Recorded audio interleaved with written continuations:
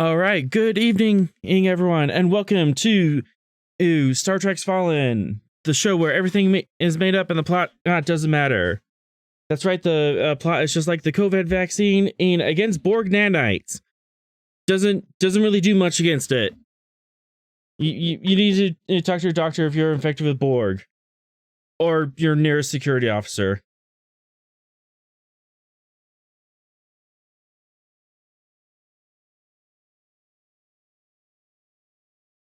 How's everyone doing today?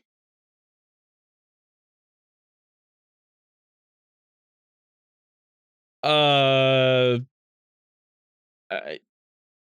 that's someone else's problem at that point.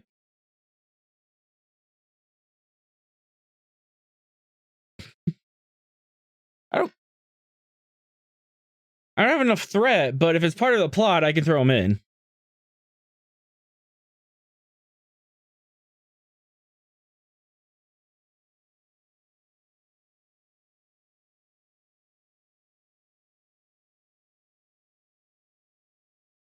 Yeah, hopefully that doesn't happen again. Although we are going to get repercussions from that. That should be fun.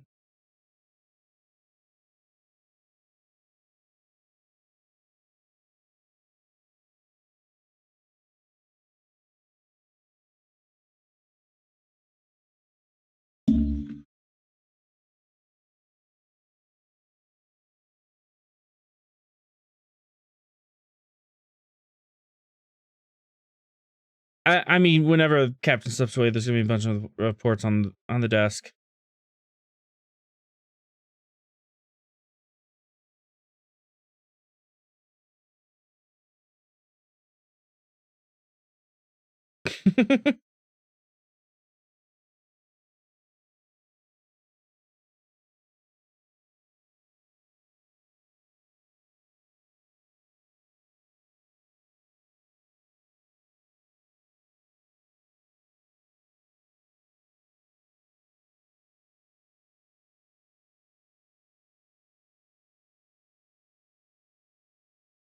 The only time we get to see stars is when I slam my head against the desk because of the amount of paperwork I have to do.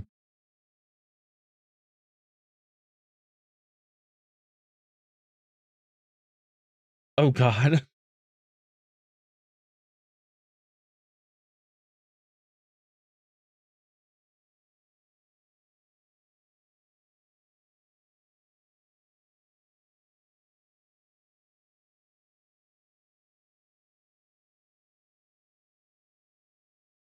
Demotivational posters.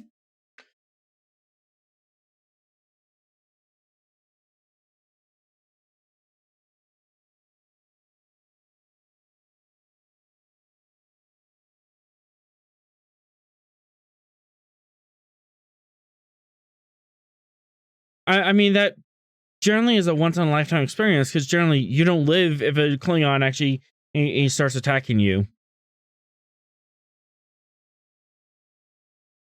All right.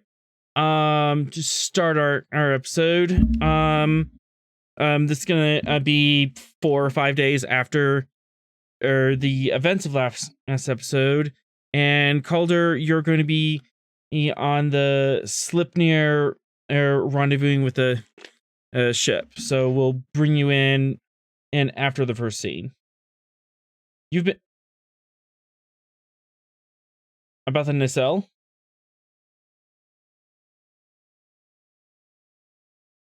Guess we'll find out. So we will start an episode with Lieutenant Commander Ross giving a log.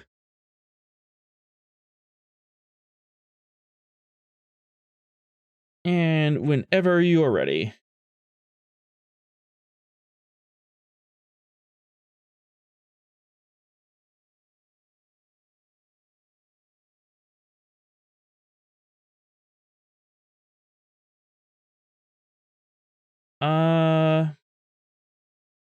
Yeah, it was yep, just scroll up.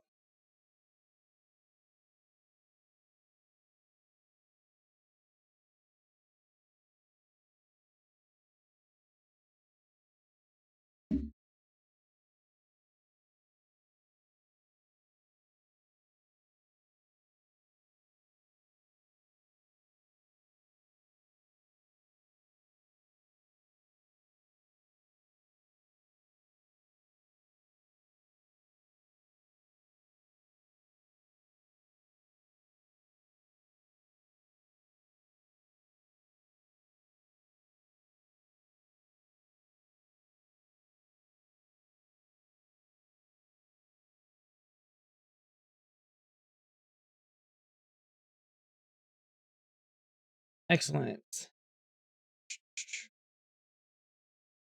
And moving on to the Silk Road map. Rampart is still being repaired at Deep Space Arcania. The repairs have slowed down a little bit because Deep Space Arcania is also hosting the Midnight Watch Symposium. The Midnight Watch is a civilian and Terran group of people who want to promote psionic and psionic abilities in humans and other non-racially psionic people. There was a little tiff with them about 6 months ago involving the Cowcat, but they've recently fallen into good graces with Starfleet, and this is a show of good faith to have a symposium with the Grade A psionics around and a formal embassy for the Midnight Watch on Deep Space Arcania. The expedition is tracking down rogue Trill symbiotes that were stolen from the Trill Symposium and are basically being smuggled out and implanted in people who have not cleared the rigorous training that a droid Trill normally needs. So the expedition is way up north near the core worlds at this point. The Tenchi, all the way over here. Thought I had a token for them. Is on their way around on the Ebon Expanse, and they are working to make formal first contact with two members or species, the Kali and the host Khan. Apparently, these two races are in some sort of alliance with each other, and we've met representative members of each one, and now they're on their way to go to the actual home world and make formalized first contact with them. So far they are amenable, but very different, as all first contacts has been. Commander Calder has been on the Certania colony world for the past couple weeks. 2 weeks. Some of that was taken up with long, boring meetings and ceremonies and debate to talk about formally inviting the Certania colony in as a member world and setting up a trade agreement for our thallium, mineral needed in the construction of life support systems. So, all your social graces are kind of done at this point, Calder. You didn't sign up to be a diplomat, I imagine.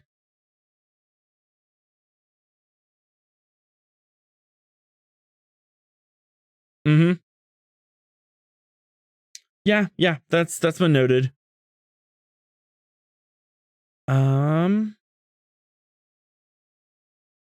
Slowly turning to the fourth wall. It's in the works. Just the paperwork, has to go by the Admiralty.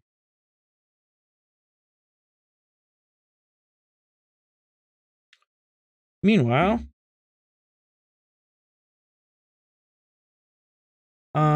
we do cold open as we pan into the ship. Dr. Bog, you have a crew member in your sick bay. Petty Officer Hamilton, who is getting a minor reconstructive ear surgery after he got into an altercation with one of the Nausicaan prisoners. Apparently, this Nausicaan prisoner bit his ear in the altercation and severely damaged it. And Ross is in the room taking a report from that.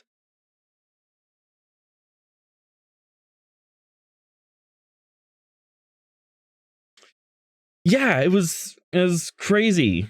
He pinned me to the ground and just full on bit my ear. Ow, ow. As you're working on him, he's kind of tugging away from your laser lights.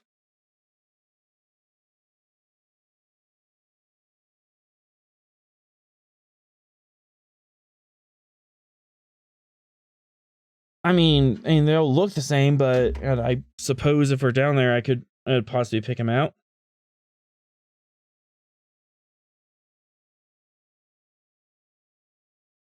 I hope you were kidding too.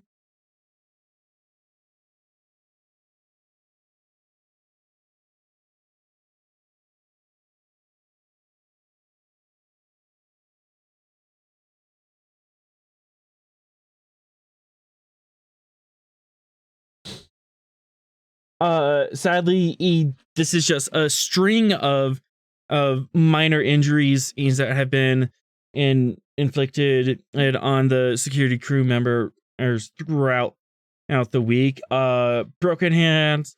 Someone had a cracked rib. Broken orbital socket. But the ear has been the most humorous, if you could say that. It's not completely off, and it's mostly cosmetic.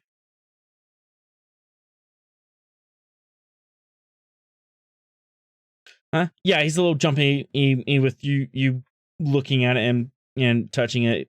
Either he's in pain or he just doesn't like his ears being touched.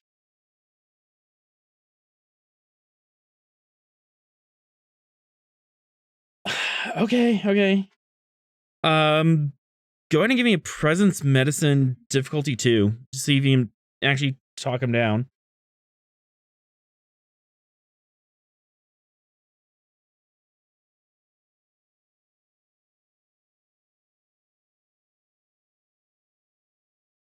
No complication. Yeah.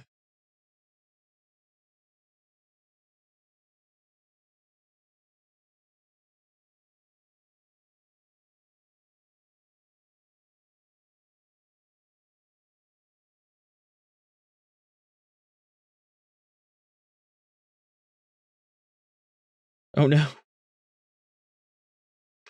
Uh. Yep. Yeah. He is actually kind of worried about. Wait. So is that a possibility?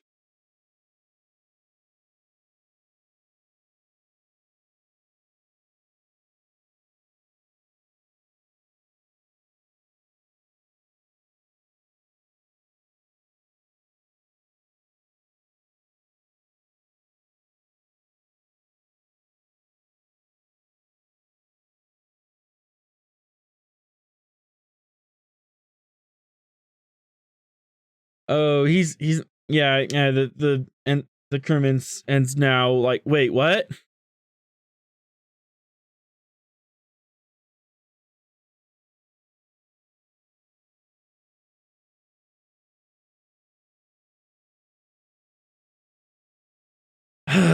Okay.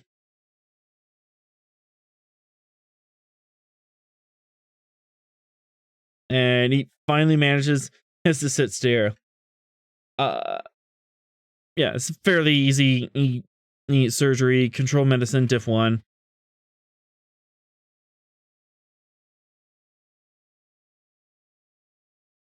Control medicine, difficulty 1, and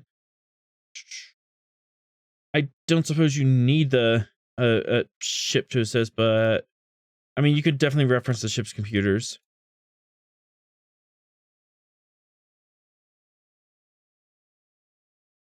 All right.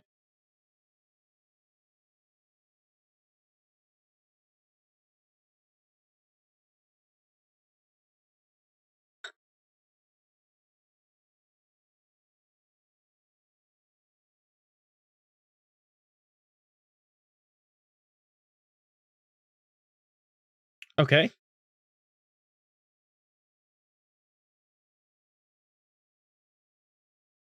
Yeah, Rost.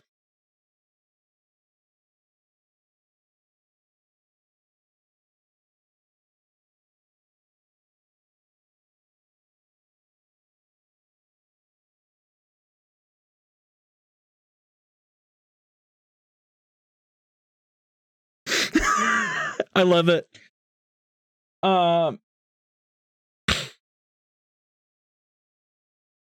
I mean, if you want to do this, we could totally make a dice roll.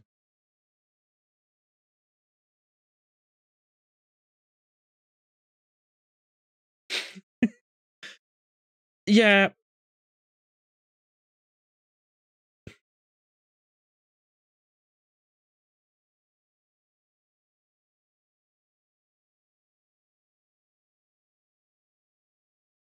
Well, thanks for that little scene. I at least had. I thought it was funny that Nausicaan Mike Tyson someone. I'm like, that'd be a cool opening scene.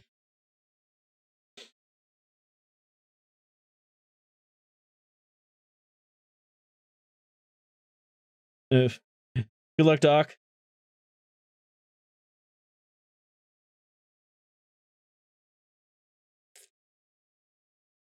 All right. It was in the middle of all that, Ross. After you leave sick bay, that the bridge hails you and says that the Slipnir is coming into dock.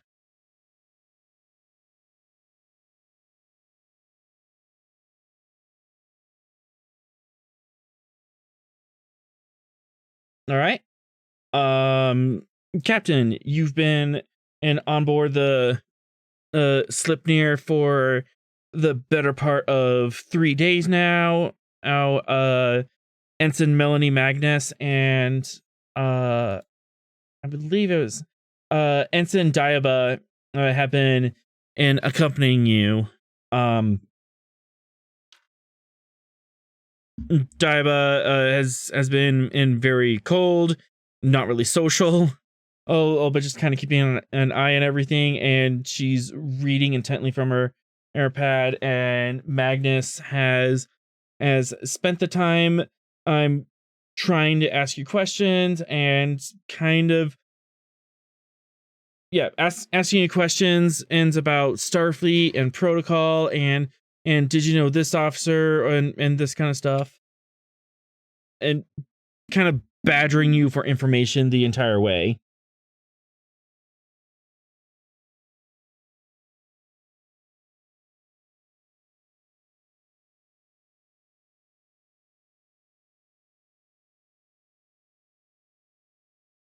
And with that, the Slipnir finally he docks in, and the landing feet go down, and Magnus is going, well, that was a fun adventure, wasn't it?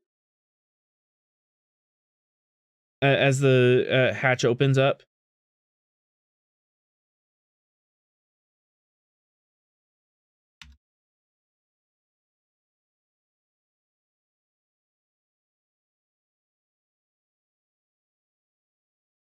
And for some reason, I have a bunch of missing face icons.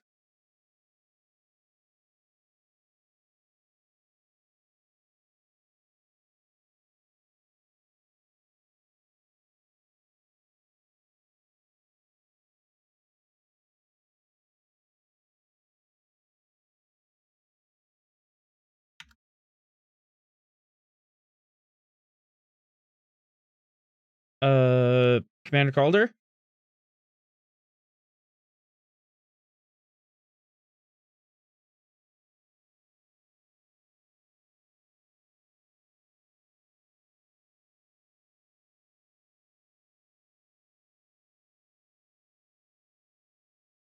Hello.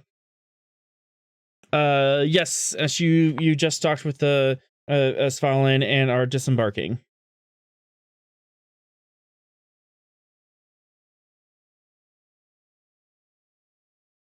And Lieutenant Commander Rost is there to greet you.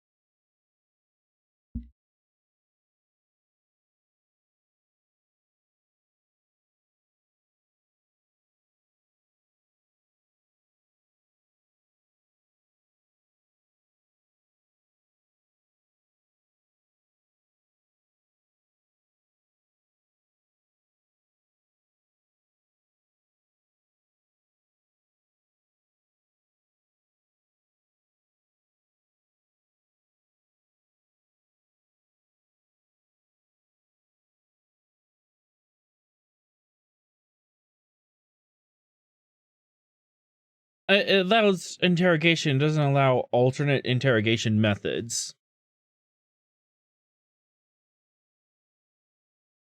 Yes. Keel hauling is generally frowned upon.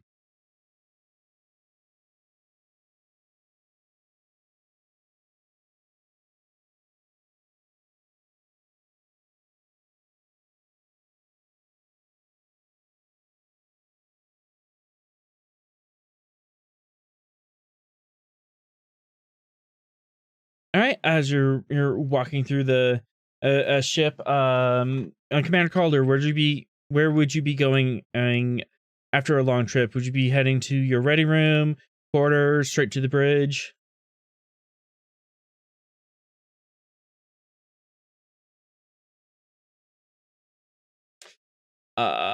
You Yep. You made it to the captain's quarters. Okay. I messed up a setting on the game. Have to fix that. Make it to the captain's quarters, and everything is right where you left it. You turn on your computer. There are a few reports that have. There's a few reports that are commander's eyes only. Dealing with at high level threats in the area and that kind of stuff. We also received a bullet list on the Silk Road Initiative and the plans starting next stellar year. So on, I was getting there. Yeah, the bullet points on there, and then there is a shipwide broadcast as pending on your computer. It seems to indicate that this was recorded previously and just waiting for you to open up and view it if you would like.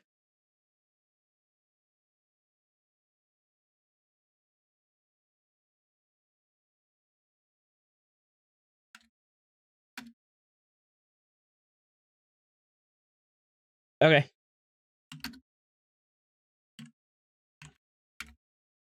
Yep, you open in the file, and it appears to be a holo broadcast as from the holodeck involving two of your officers. There's having a Mario style race through the holodeck involving rocket boots and wings, and also shown that some of the senior officers were modifying the program to add obstacles to it.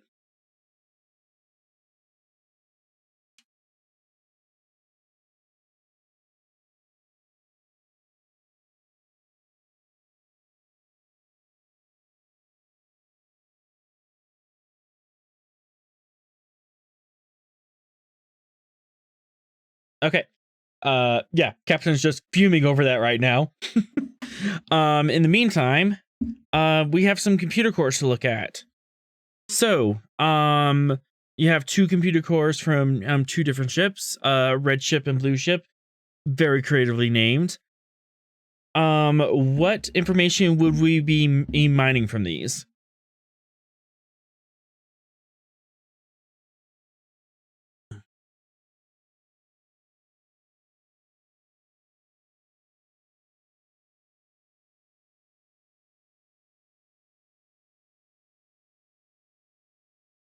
Who's on first?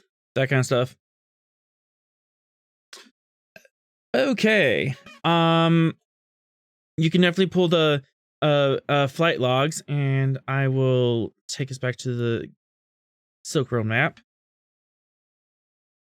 and get the paintbrush, because this is kind of fun. What's a good color? It'll be orange, because Nausicaans are kind of orangey. The flight path tokens it out. Cool. The flight path of this particular ship seems to be all over the place, as it goes here, and then this is kind of cool, and then it kind of goes over here, and then it goes back and kind of swings around here. Did I not drag the players? Yep. Undrag's players on. Nerp, nerp, and nerp.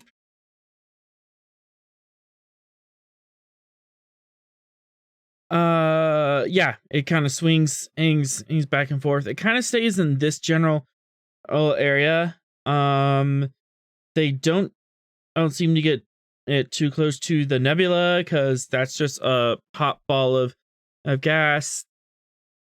Does spend some time in Beta Pavonis. It takes some hits along this corridor here, swings back, comes around.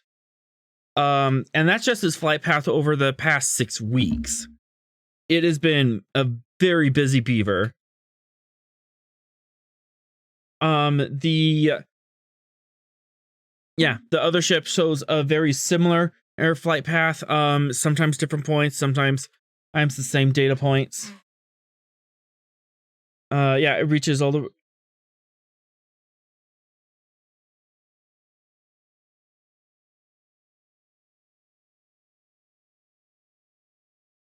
it's kind of hard to tell. Oh, there's definitely not like one system or even one sector of space that it seems to repeatedly go to besides this flight corridor from Jovan to Safe.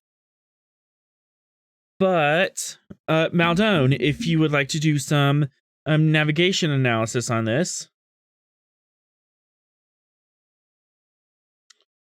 Reason con. We're looking at an advantage, but this data is kind of a mess. So difficulty 4. I don't really see you need to bump the complication, and you can have the computer's con help out. Just to kind of, and this represents you kind of looking over the data and just making sense of this spaghetti western that is thrown on.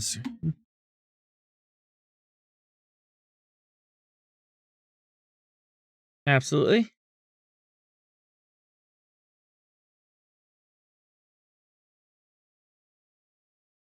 Whoops.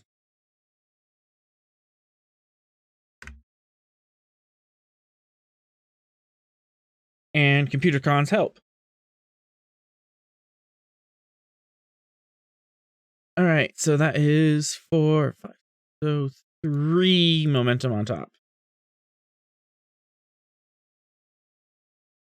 Excellent. Takes you a little bit because this looks random, and basically what it looks like is that they're cruising along and then either they get orders to go somewhere or they find something interesting and they go after it. This is kind of indicative of pirates. They don't really have real stable courses because, hey, shiny, I'm gonna go loot. But you do see this parabellum. No, that's not the right word.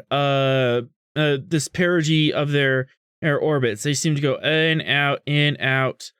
And while they never get within 5 light years of it, they seem to be all centered around the Shatari Nebula. They get within 5 light years of it, stop, and then they turn around. And it seems after they spend some time on the trade route, they stop, turn around, go within 5 light years of the nebula, and then they go back out again.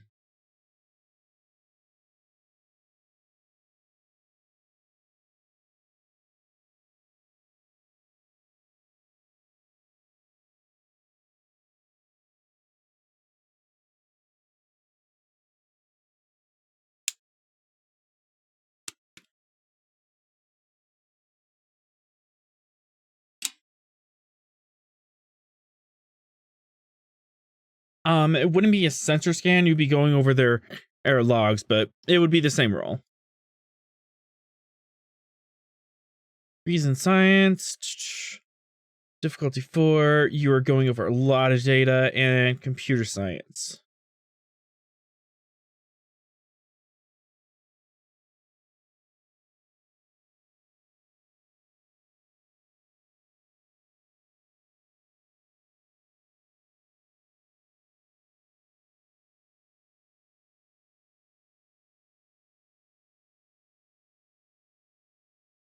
Yep.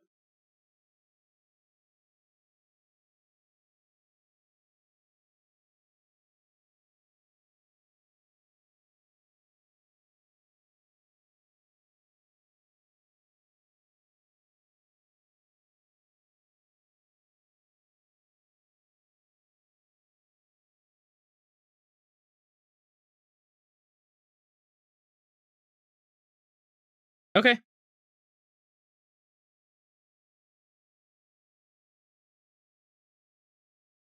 All right, so you're dumping 6 threat and seeing how much I get.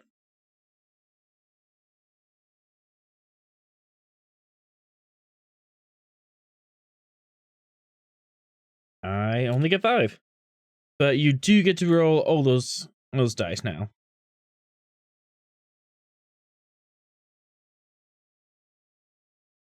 And 2 more momentum gained. As far as the sensors cans go, about 25% of these course diversions and correlate with a sensor scan of a civilian vessel. As they move towards the Certania Nebula, they seem to be going at a lower warp velocity, and their sensors indicate that they are towing a vessel, and they drop off the a ship in the middle of nowhere. But at the edge of the sensors, as you do see another ship approaching them from the same vector as the Certania Nebula. So essentially, they're doing cold drops in the middle of space, and they're coordinating this operation enough so they can just drop it in the middle of nowhere, and then a ship comes from the nebula and picks them up. And you're just barely able to see the incoming ship at the edge of their sensors.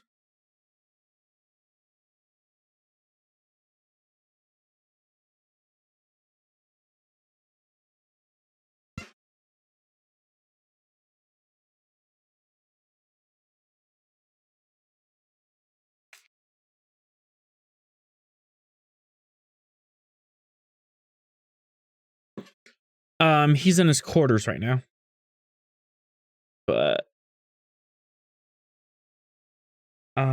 he is unavailable at the moment, so I have to pull some shenanigans. Ah, I was gonna spend thread and everything. All right. You make it to the captain's quarters with this report, and Captain, you just finished watching this Mario Kart art fight from the holodeck.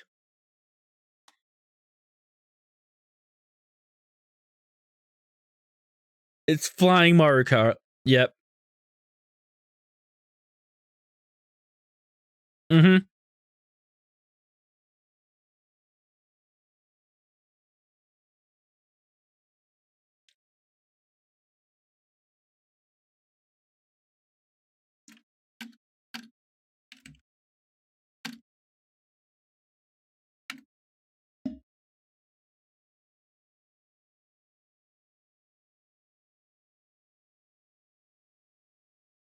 Calder, insight command. I'm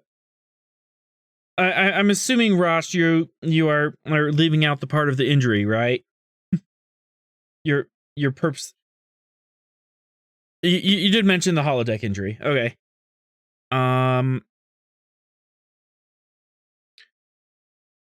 Yeah, Calder, give me insight command difficulty 2.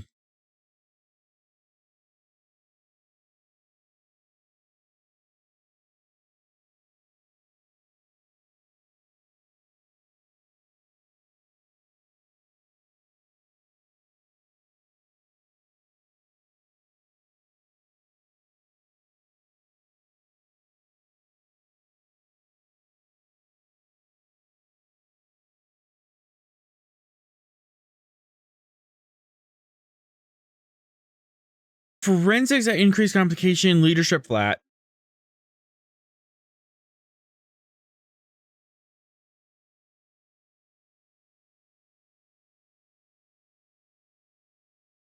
Nothing bad happens with threat.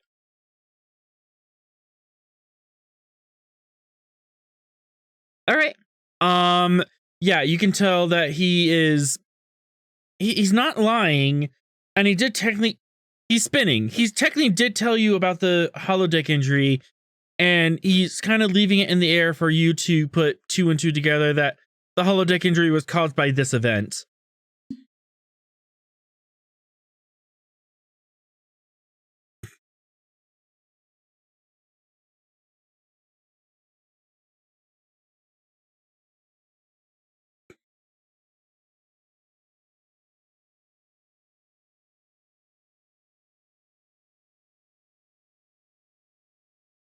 So I guess, Commander, next question is, are we get to RP come to Kayla's talk,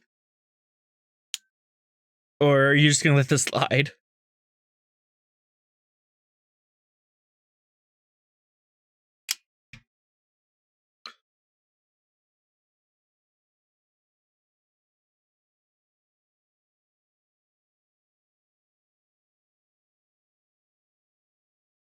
Yeah, it was just us, Lieutenant L, who was injured during the event, and no damage to the ship.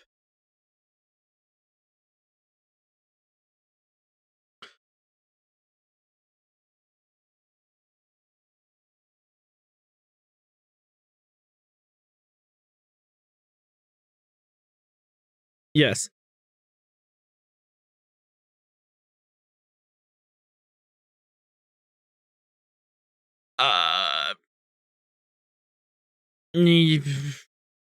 Nah, I don't want to spend for that.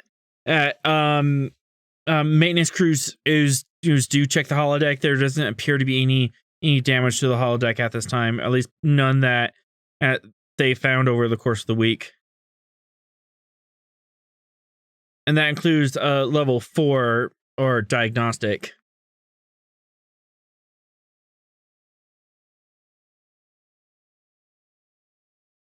Yes.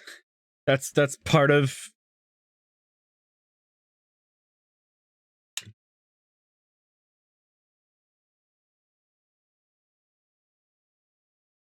But yeah, Commander, as far as you can and tell, this was a contained event. There was no injuries outside out of the holodeck, and the holodeck itself seems to be fine. There just was that random glitch where L went off course suddenly, and the holodeck couldn't keep up with his velocity and Maldone's velocity. So, L hit the wall of the holodeck. So it wasn't a failure in the safeties. It was a failure of, I can't keep up with both of. I can't compute both of your velocities at the same time and render it.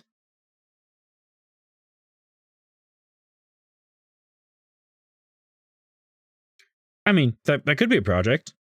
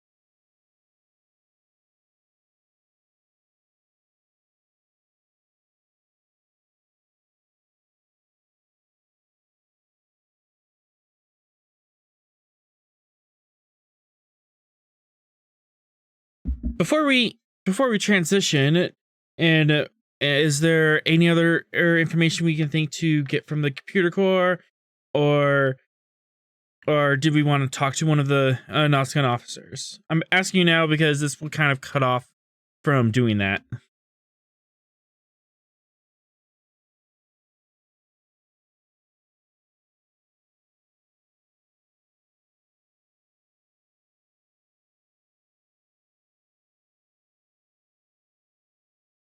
It was at the edge of the sensor scan, and it could not resolve it. It was basically just a navigational blip at that point. Not a clue. I mean, you could tell it was at warp, so it was warp powered.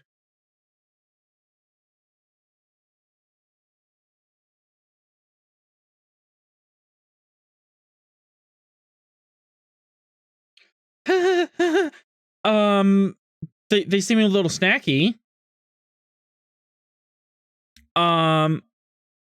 Yeah, those just right talk your ear off. There is one that is particularly boisterous. In the intervening week, he actually had to be put in solitary.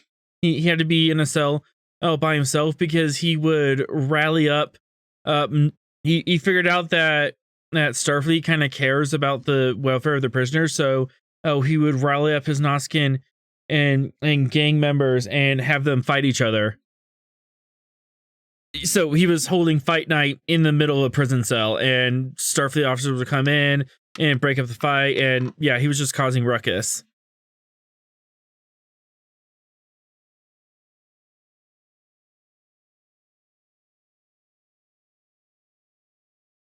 Yeah. I mean, in a command presence would work as well.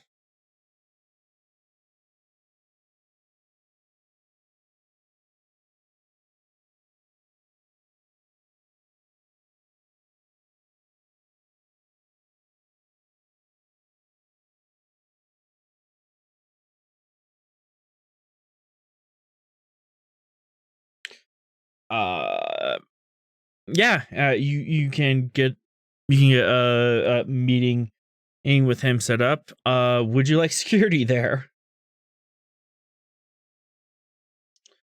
2 momentum, you can have security. Any officers is either in the room with you or very close by with the panic button. However you want to set that up.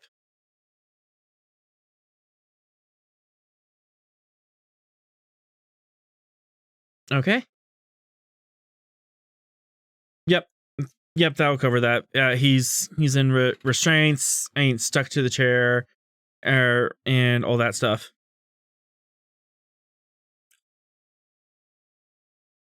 All right, now to get in character. So, you asked to see me.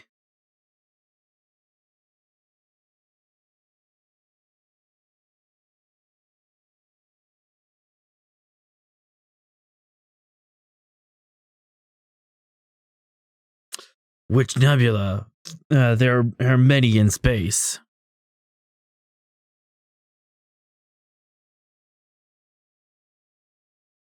I'm not familiar with it. Yeah. Yeah, do we even need to roll on that one? He's obviously lying.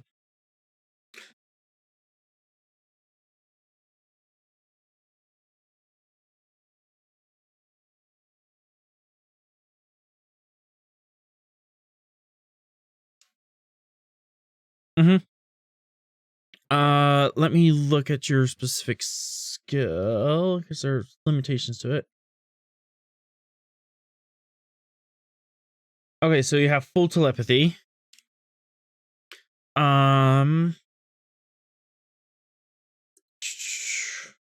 Let's make this a skill roll.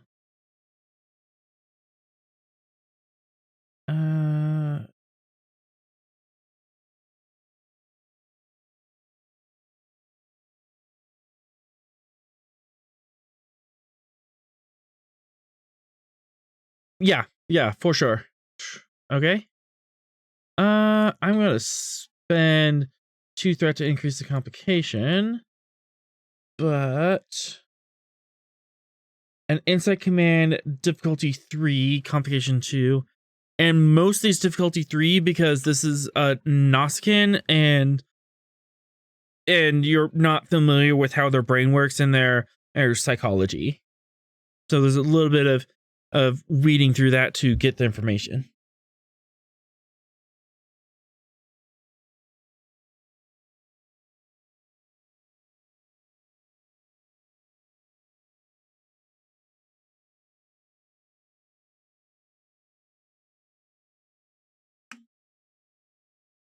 Let's change the map.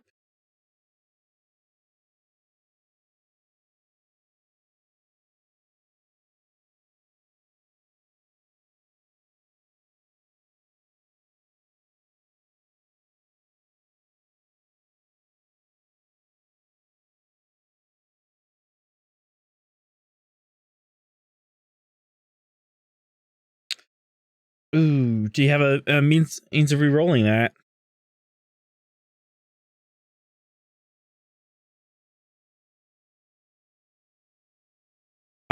Yeah, that would work.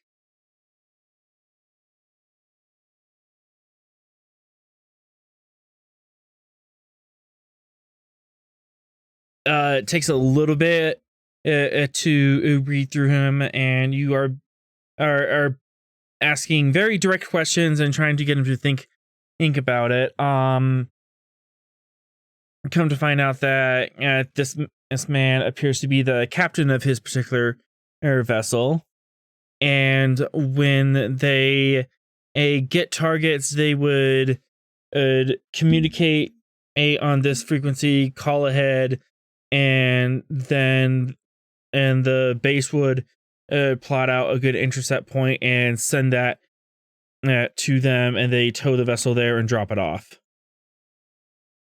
As for what ships tow them, he's not sure. He does think that the big boss has recently changed tactics. This is kind of a new thing for them, and this has changed recently, but hey, it appears to be working, or at least it was working. I was getting a lot of Latinum before you guys picked me up. But as for the inner mix of the operation, he does not know much. He just knows what happens outside of the nebula. You would pick up that very particularly he was ordered as of 6 weeks ago and frequently reminded not to kill prisoners. The prisoners are very lucrative and expensive, and he is getting 5 strips ahead for each live and able-bodied person he brings in. 5 strips of latinum, which is nearly a month's worth of wages. Yeah.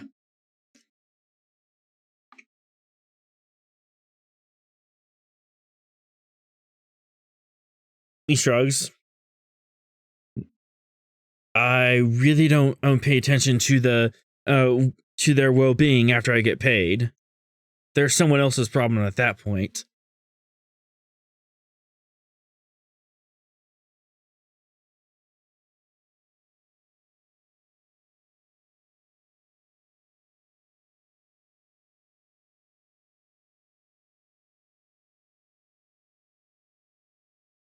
Okay.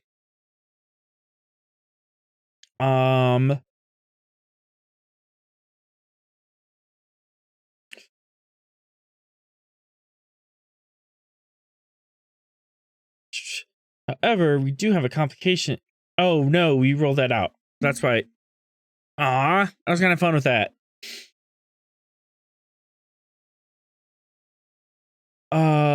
Yep. And you're still gonna put him in solitary, not with the others?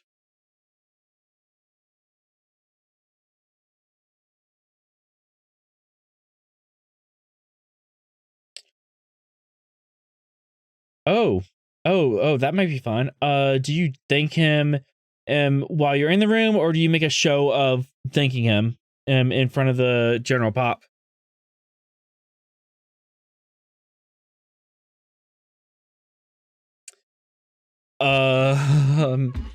Okay. Give me a presence command and roll difficulty 3, and there's gonna be some complication in on this. Yeah, bleh. Presence command diff 3.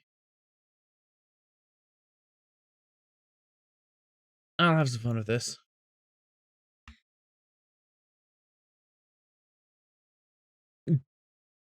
Difficulty 3, complication 4. There's some variables in the background that you might not be aware of.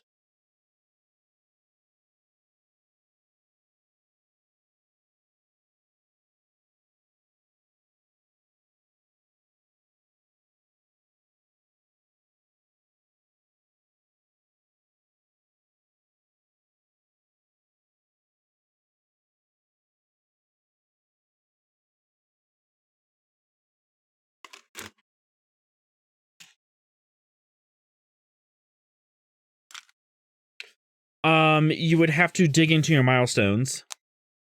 So, at any points in the previous episodes, have you ever used a determination to make a speech or do some verbal wordplay?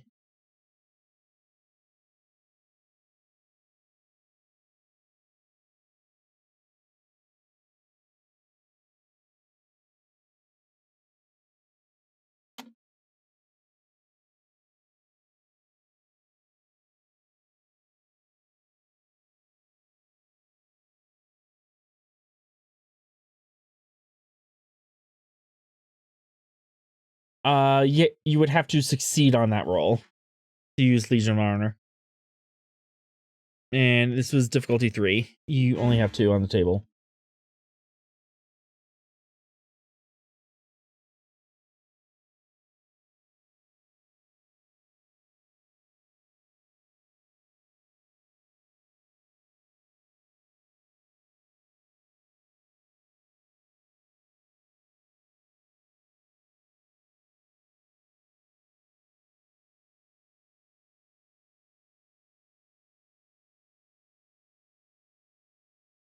All right, you now have a point of determination from the captain.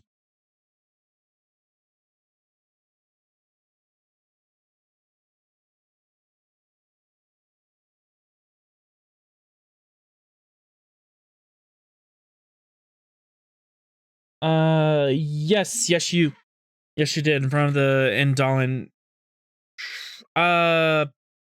It's kind of out of order, but yeah, you could like earn that milestone for talking to the Indolin Parliament and get a second point, and then you can and give it to Ross, so you don't have to deal with the rolling thing, the veteran roll. I'm assuming that's what you were going for.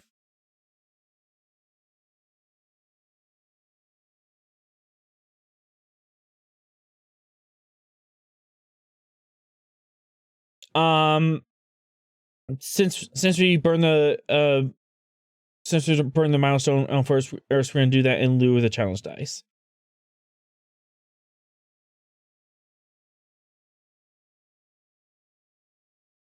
That's a nay. But Ross, you now have a determination. Yes. I'm assuming that the value other cultures are interesting. Yes.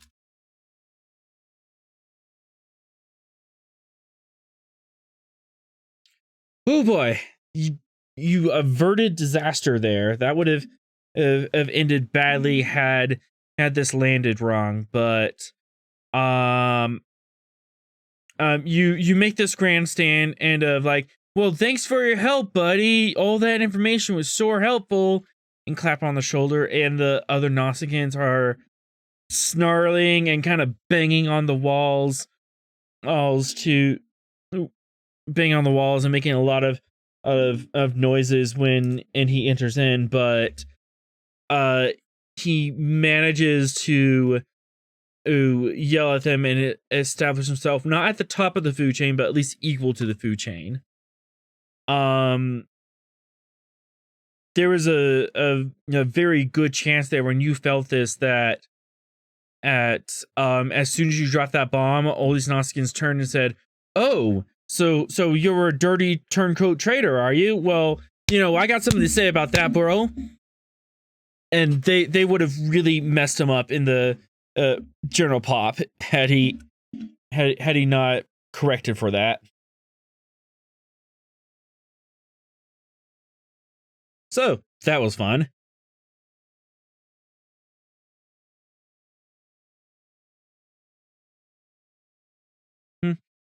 Yeah, that's definitely knocked him down a few eggs. The complication was if you knock him too far down, yeah, you're gonna have a dead Nausicaan in General Pop. They would have eviscerated him.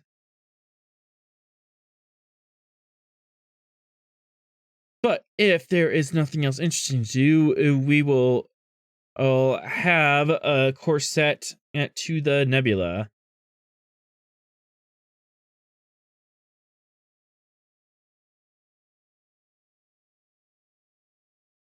Yep. And what is our plan for going into the nebula? What's our orders, Captain?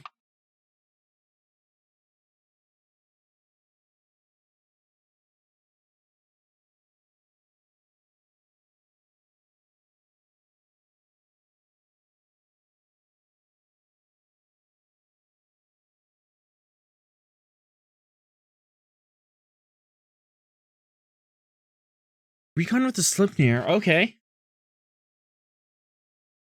And so the Sleipnir is going to be doing the recon in this fall and is just going to stay on the perimeter. Okay. That could be fun.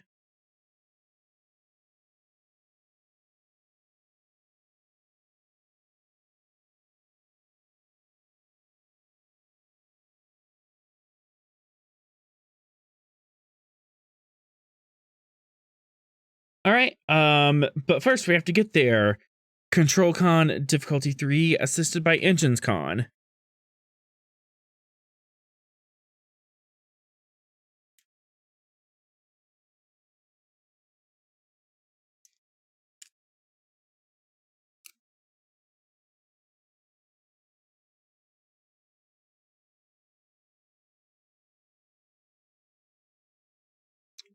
One threat.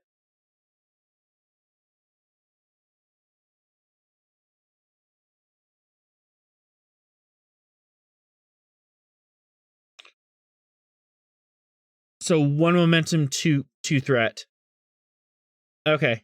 For 4 dice altogether. Got it.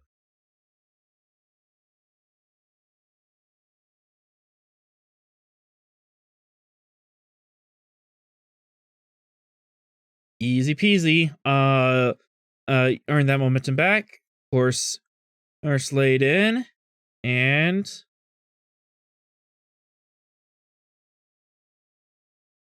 you jump to warp to the Shatari Nebula.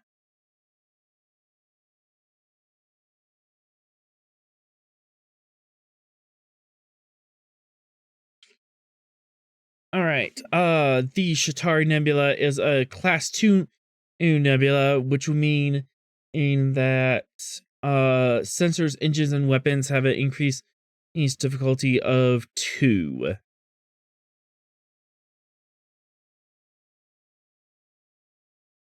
It is as thick with particles and gas, and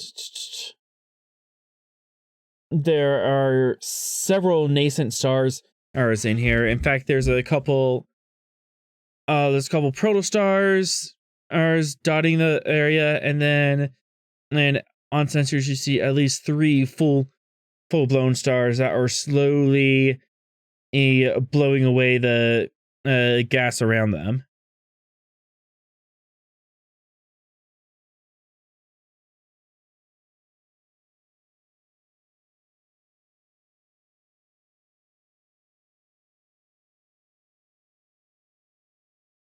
You could have been repairing them over this time.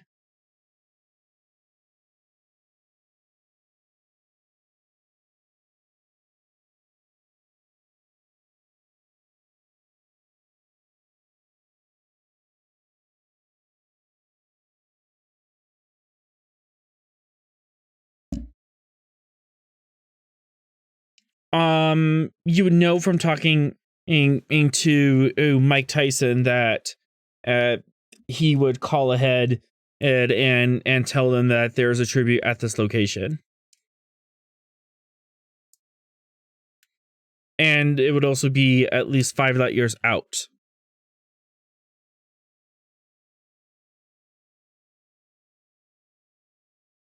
Mm-hmm. Yeah, it would look suspicious. It was too suspicious as to do at this range.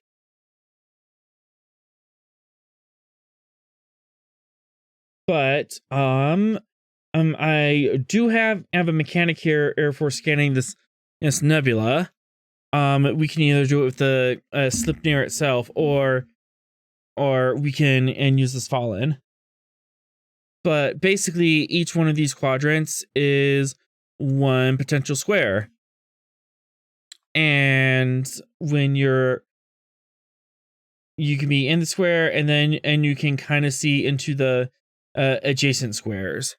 And basically, what we're going to do is equivalent to the scientific method.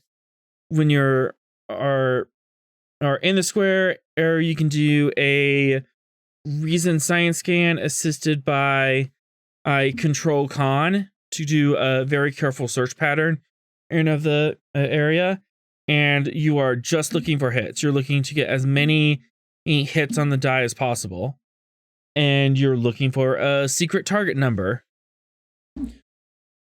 If you hit the secret target number, you will find something in your square. If you don't, you can choose to keep digging in this sector, or you can choose to move on.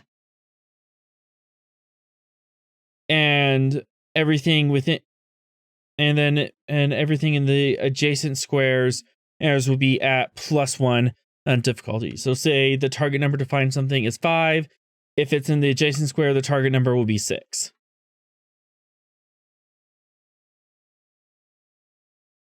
I thought it was pretty clever of me. So, you have to choose if you want to really dig down and dig in this sector, or if you want to move on and move to another sector.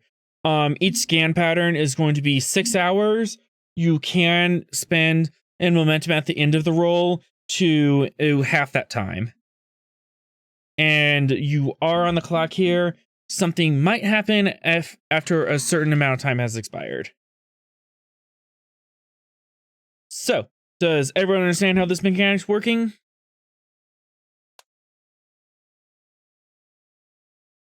All right.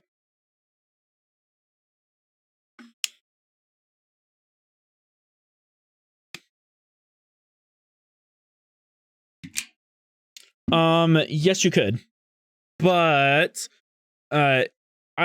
you could. The shuttles do have sensors that would be equivalent that would scan the same area. The big risk is if they find something, if they trip over something, they are on their own.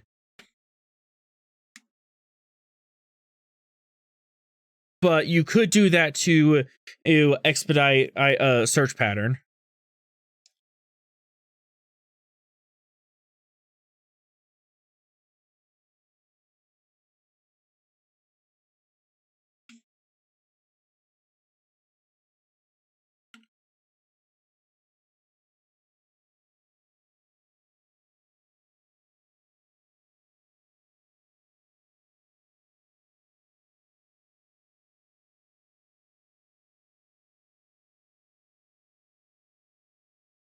The Sleipnir and the fighters, there's as one wing, and then the Svalinn by itself. That could totally happen.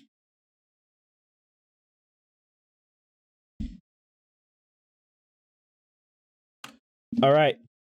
So Maldone's going to be going on the Ericsson. Magnus is going to take over on the Sleipnir.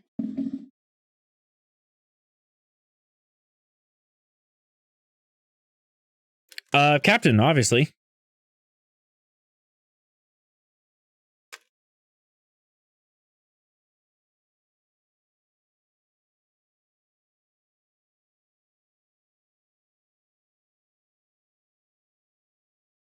Mm-hmm.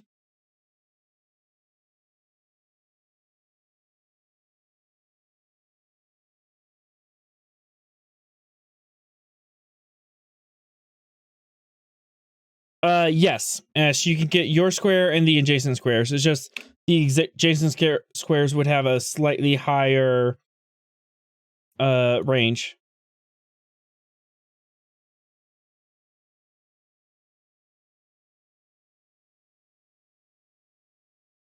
I mean, you can travel through the nebula fairly quickly. You can travel faster than you scan. You're just scanning slowly to make sure you don't miss anything.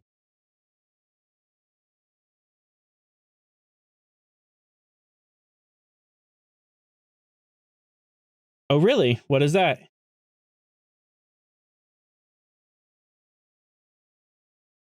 Ooh, I'm not familiar with that.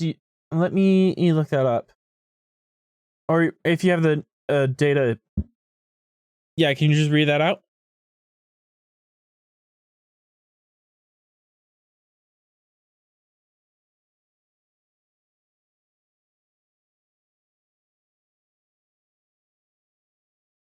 That's command ability, right?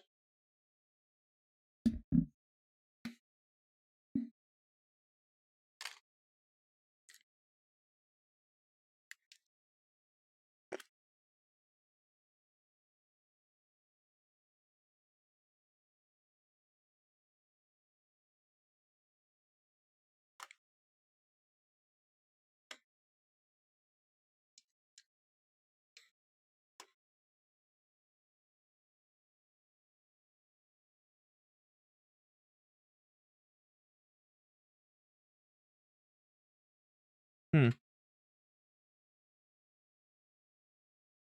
Okay. Rather than doing this on top of each roll, what we can do is do this at the end of the day, so after 4 intervals, and the effect will stack for the entire day, and that will represent you at the top of the day, getting in the morning, and organizing everyone and figuring all this out.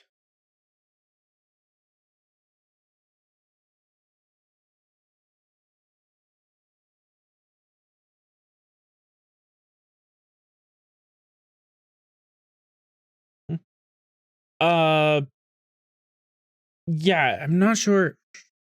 Okay, you attempt the task succeeds.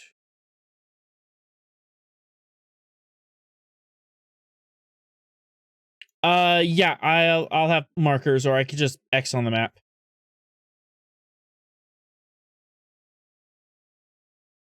Yep.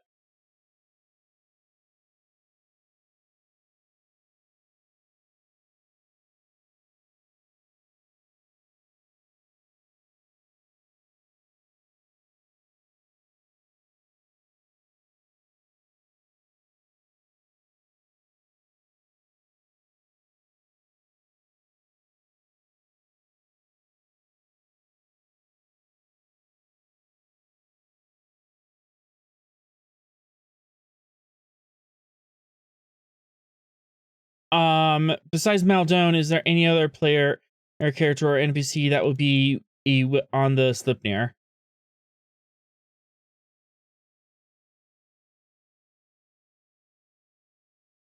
You can totally yeet Patterson on a Slipnir.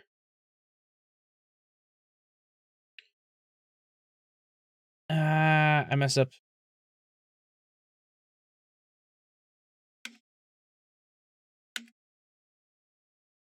Patterson's yeeted, and we have Maldone.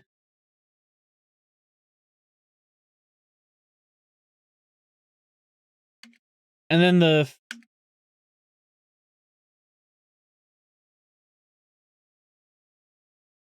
then everyone else is on the ship.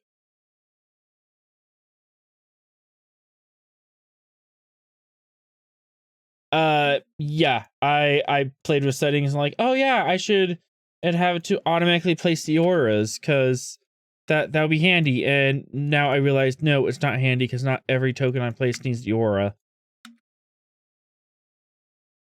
So learning curve, everybody. In fact, only a few tokens I have need the aura.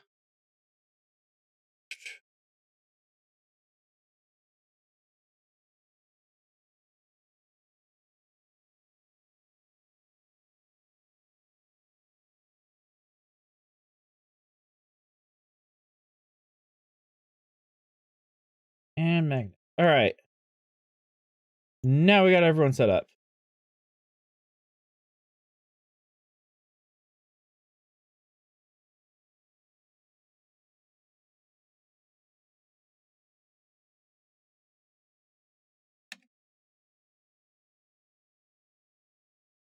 Okay. So Svalinn is going to start here. Do we want the Sleipnir to go down two sectors or two sections?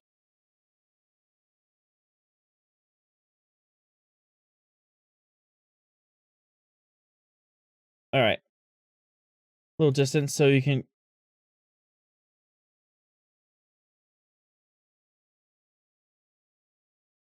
That sound good for everyone? All right.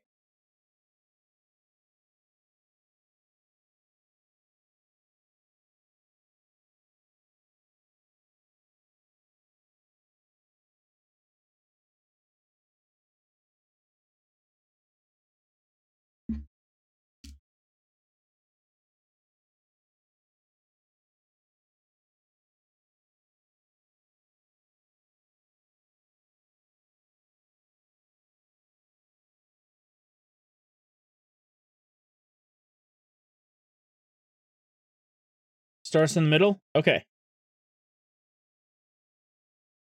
All right. Now that we got all that sorted out, Commander Calder, let's go ahead and do the control command difficulty 3 time management roll.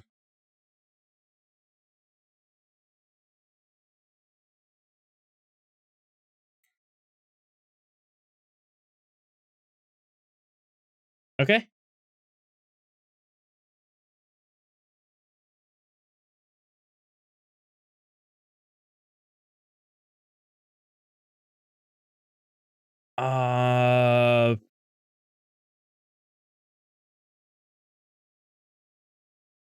Yes. Computer's command.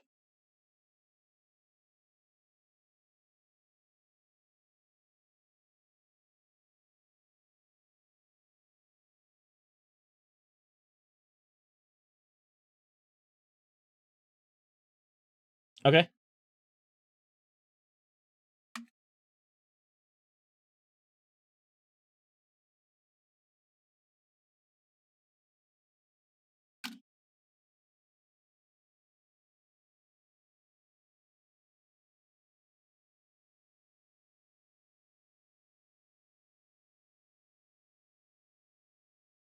The 2 momentum spend.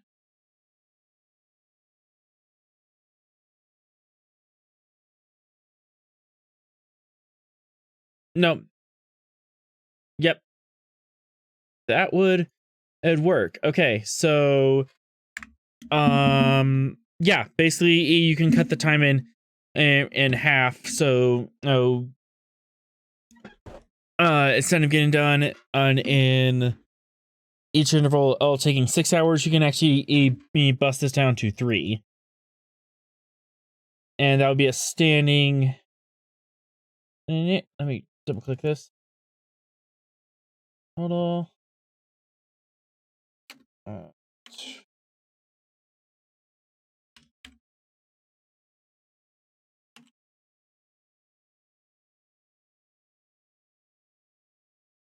There, that makes sense.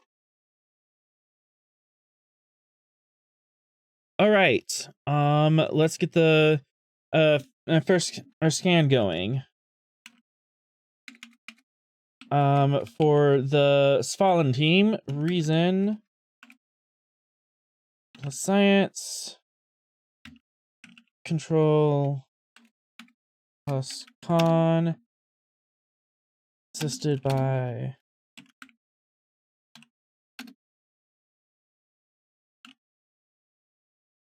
yeah, sensors plus psi.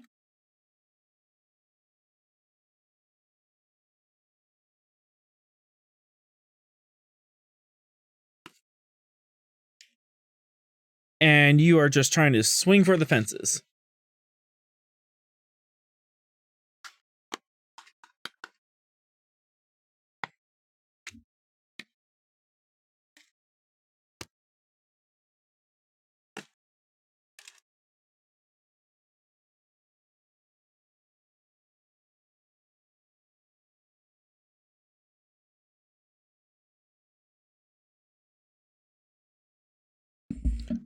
L, you're up. How would you like to do this?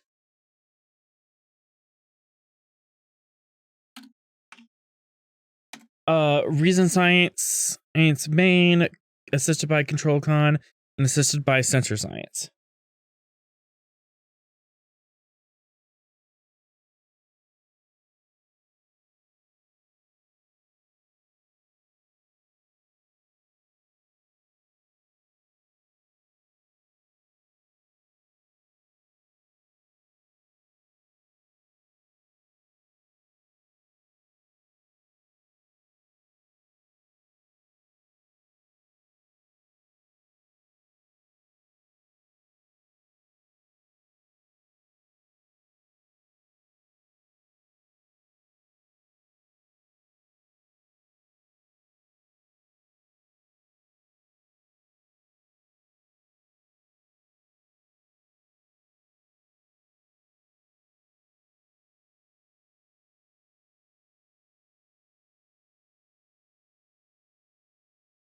Okay.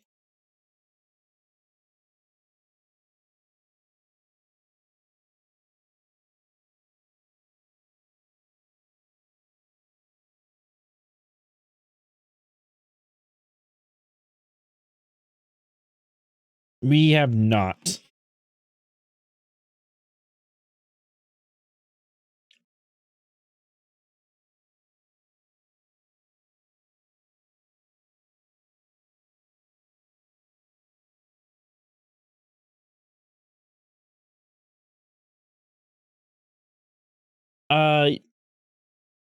Yes, that would factor in basically the secret number or I'm shooting for, or it'll go down by 1.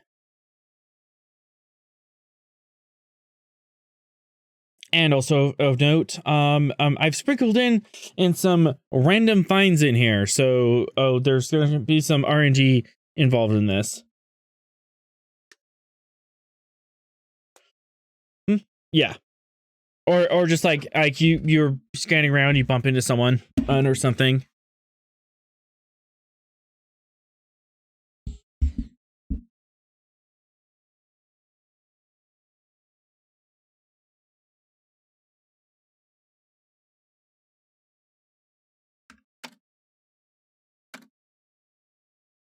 Okay, so -1 undiff sensors, and then -1 undiff metal.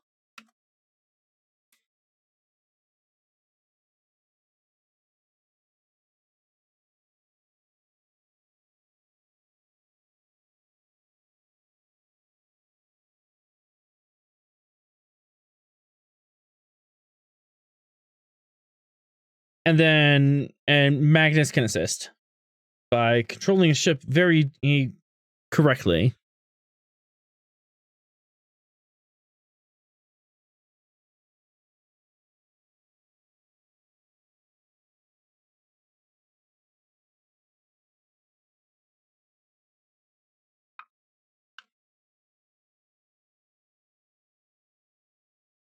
Mm-hmm. Control con from the con officer.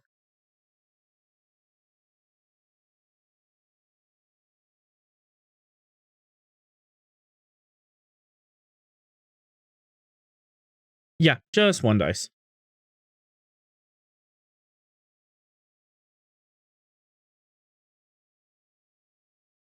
All right, total is 6. Nothing of interest.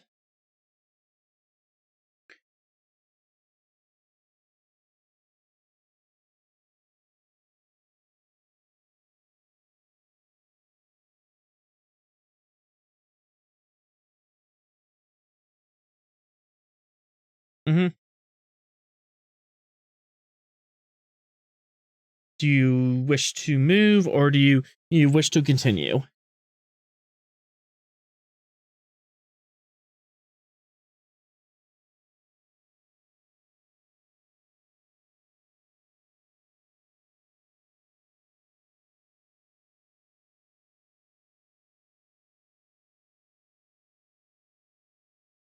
Move one sector and then scan again.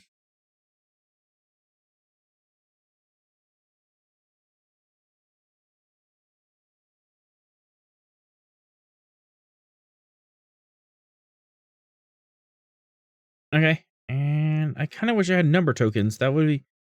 Actually, wait, I do have number tokens. I have text.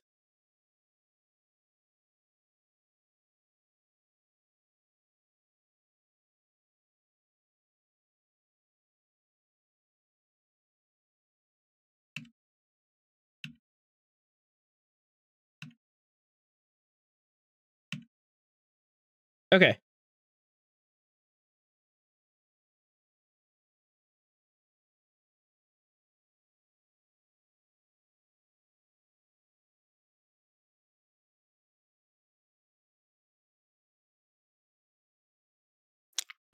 Yeah, basically, instead of each interval taking in 6 hours, you're doing this in 3 hours. And that's just a standing advantage for this entire task.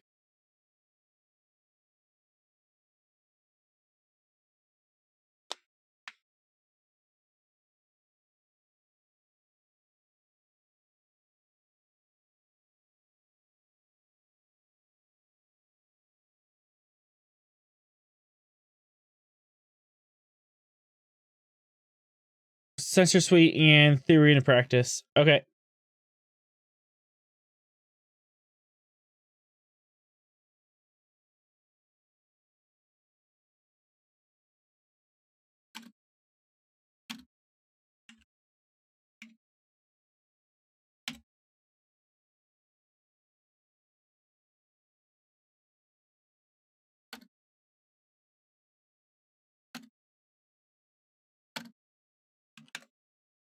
Five threat for 2 dice.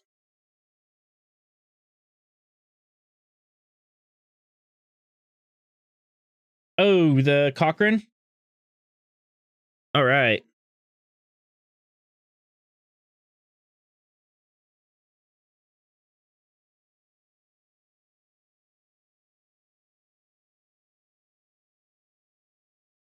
Yep, and then the ship and Magnus can assist.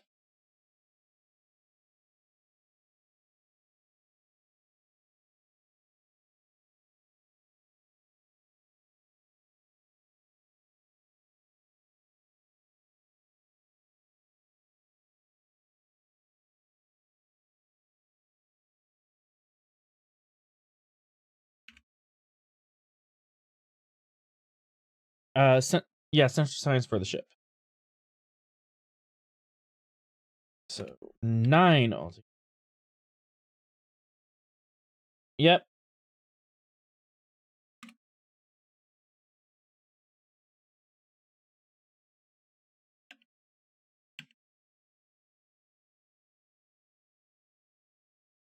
I did not.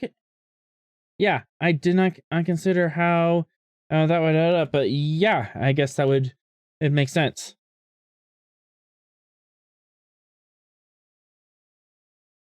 13s. You know, I'm willing. I did not consider how the sensors would overlap after or you move sensor after you move away from the sector, but I'm willing to play with this. I think this I think this is still balanced.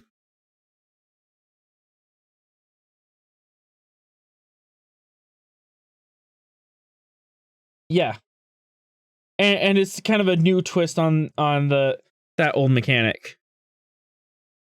Meanwhile, Maldone, you are in the Slipnir. You are having fun with this. It's zipping around. You have the fighters. You have the fighters in close formation behind you.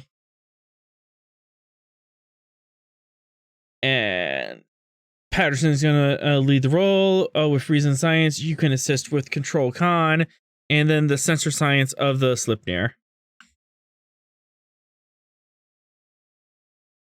Oh, can you pull up the Patterson sheet? I will get the Slipnir.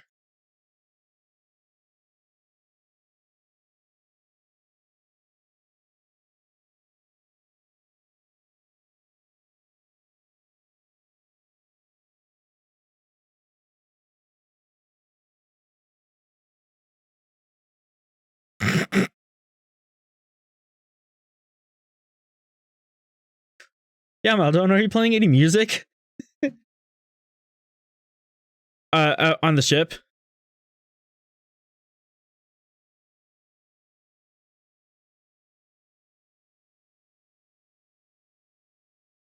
Nah, I thought it was funny.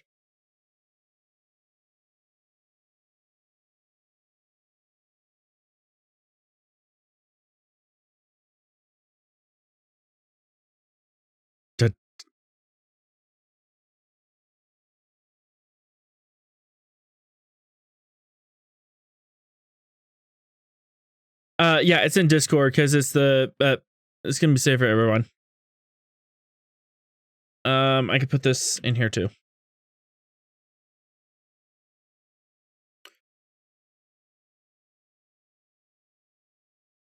Okay.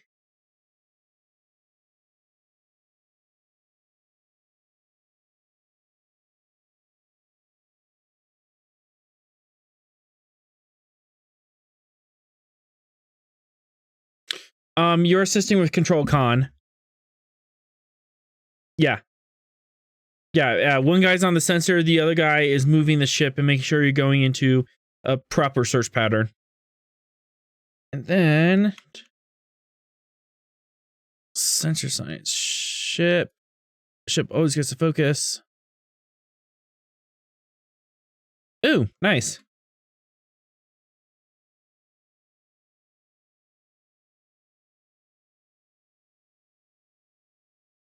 Six. 5. 5.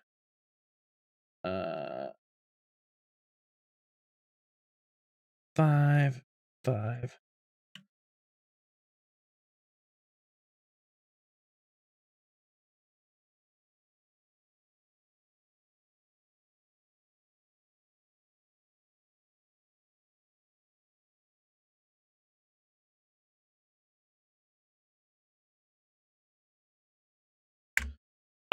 Unfortunately, at the end of your scan and cycle, you find yourself facing an asteroid field.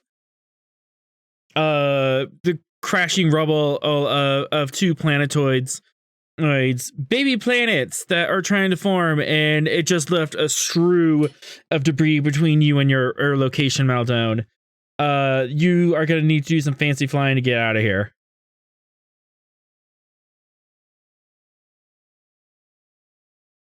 So control con diff 3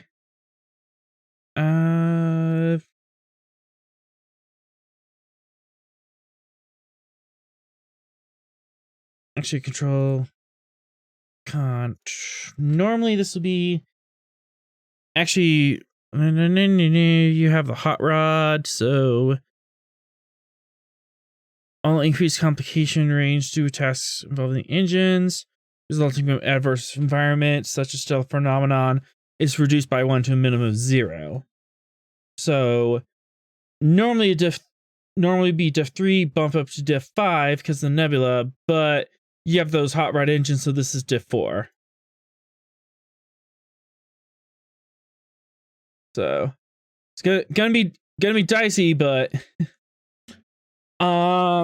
Patterson might be able to set up an assistance on this as if he would like.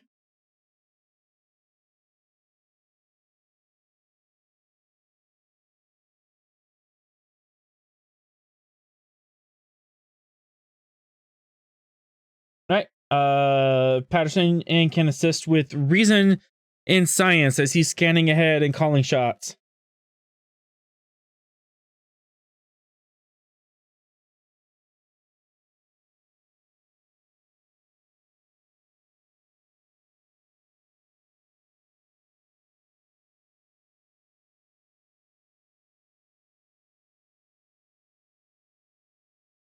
Okay, and then what is it? Engines. Engines con, not engineering. Okay, but we have 3, 4, 5, 1 plus 1, and from all fingers of thumbs, you do have 2 momentum. You manage to nail it. You're soaring through these asteroids. Maybe getting a little too close, but you manage to get it. And then there's this weird gravity influx, and 2 asteroids are actually crashing together in front of you, and you manage to turn the slip near air longitudinally and slip right through, scraping the shields as you go through, but you manage to get out with no real adverse damage. But there's that teeth gritting moment of shield impact and just static discharge all across your ship. But you barely managed to get through.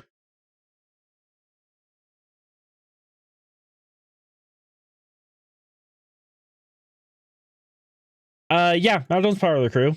I'm assuming you're still part of the crew. Yeah. All right. Yes. So, do the big roll again. So we're doing reason science, assisted by control con, and assisted by sensor science.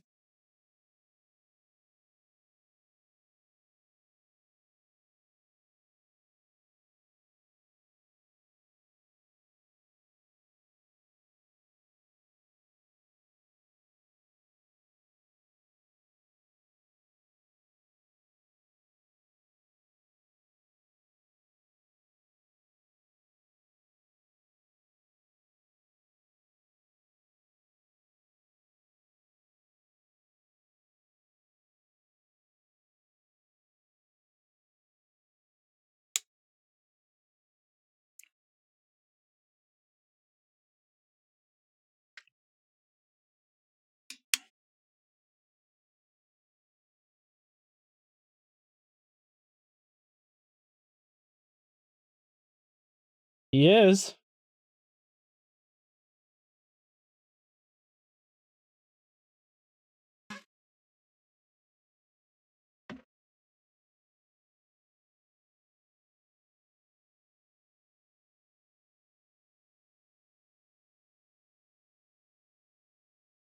And then Maldon and I can roll the slip near, because I'm trying to be helpful.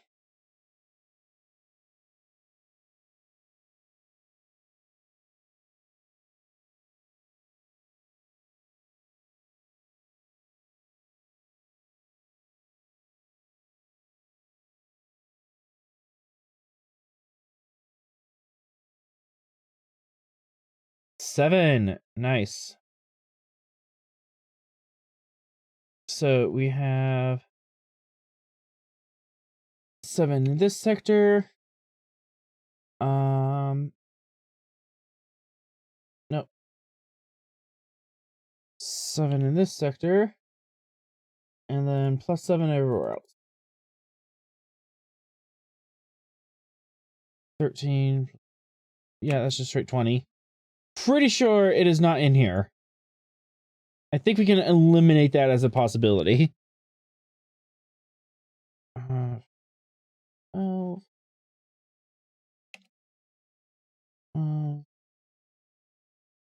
And 12. All right. And that is the first interval.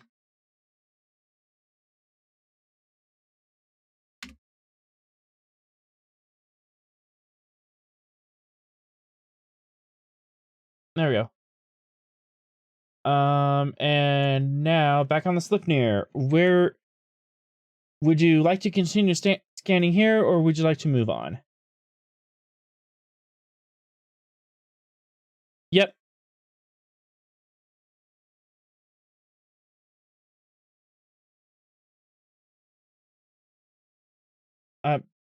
This one? Alright.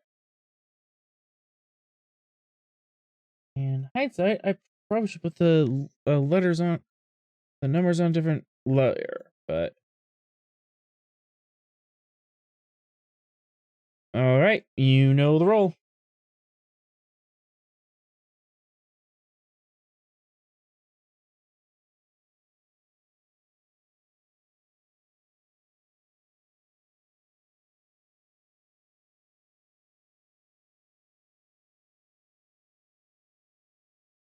Actually, before the roll happens, as you are maneuvering, you suddenly get a distress call from this sector.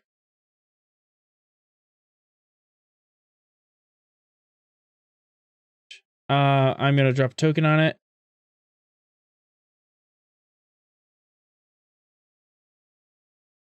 Distress call from there.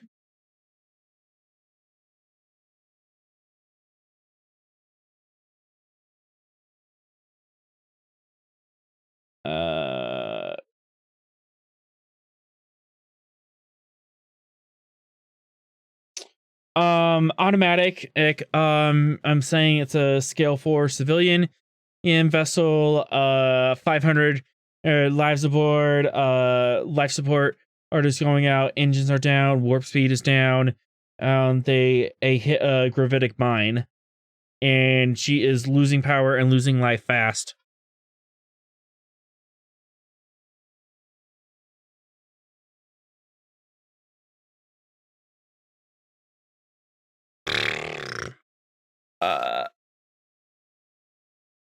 One, 2, 3, 4. That's a really long range. Long way away. Possibly, but it's going to be high in the sky roll. But let me calculate this. Yeah, you're looking at a reason science difficulty 8 to see that far. Otherwise, as you could just maneuver closer, and that would definitely decrease the range.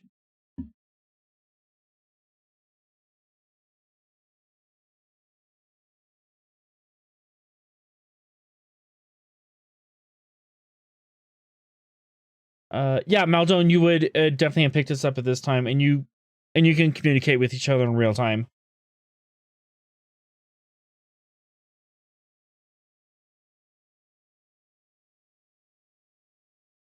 Trap? No. Why would there be a trap? I'm offended. Implying that there's a trap. It's just an innocent distress signal. People are dying right now. Yeah, and they're saying that, you know, babies' lips are turning blue because of lack of oxygen.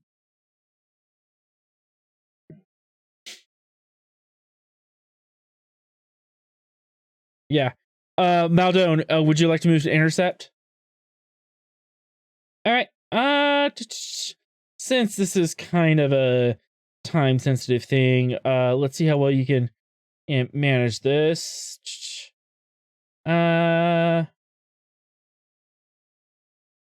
Engines con. Yep. Control con diff 3 is assisted by engines con, and that includes the hot rod.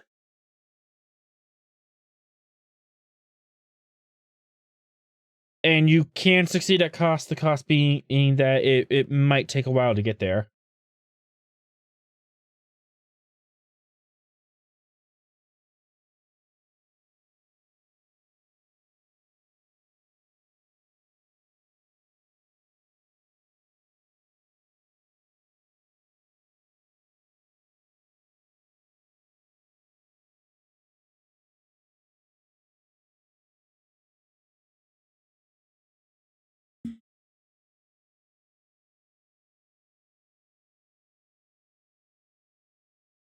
Maldon.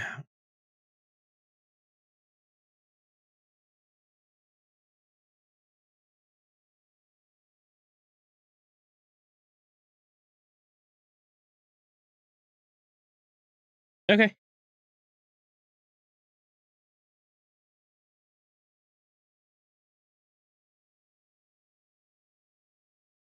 And then I have the Slipner.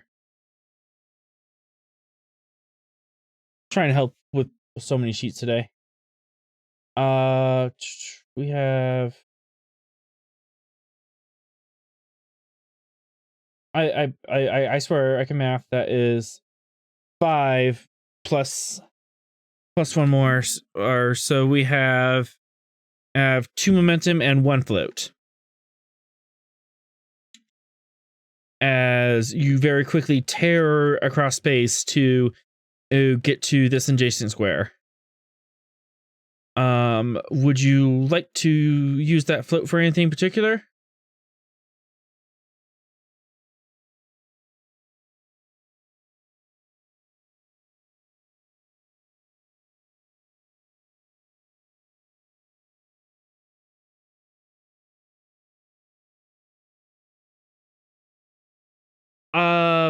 Yeah, for your float and your 1 momentum, I can say that you can effectively swift task and come in screaming and scanning.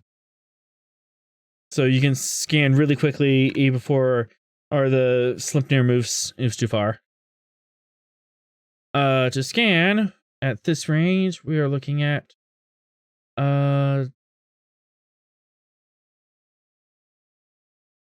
reason, science, sensors, and reason science diff 4 and assisted by sensor science. Part of that is just the nebula itself.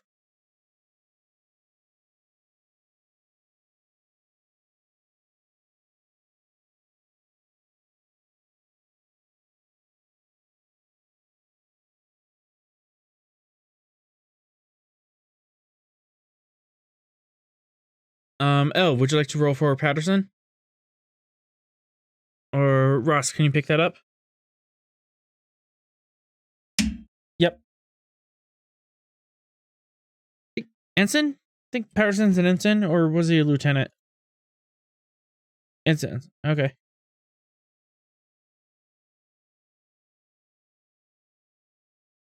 Yeah, Patterson has a difficulty 4 roll. Oh, that can pull off really quickly.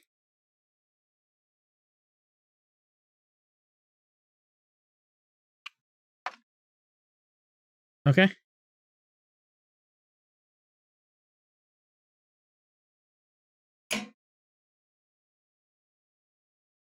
Yeah. But it's the Slipner, so not rolling. Small craft don't roll too hot. But you do manage to get it. I mean, I can't say you're definitely not detecting any scale 4 or vessels in the area. Some scale 4 rocks, but not scale 4 vessels.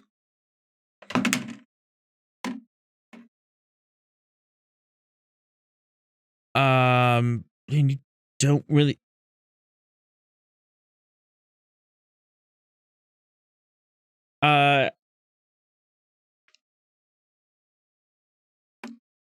At this point, the Svalinn and can get closer in range.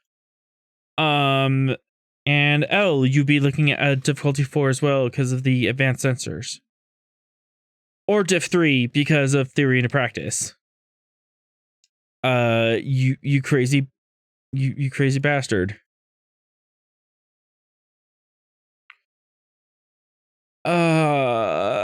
I can't challenge the science. Theoretically, it sounds fun. Oh, and that 12 got displaced.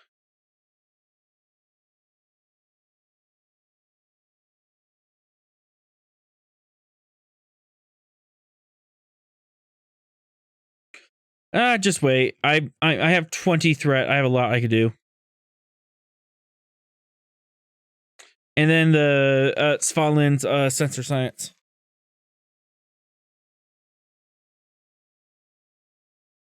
Yep.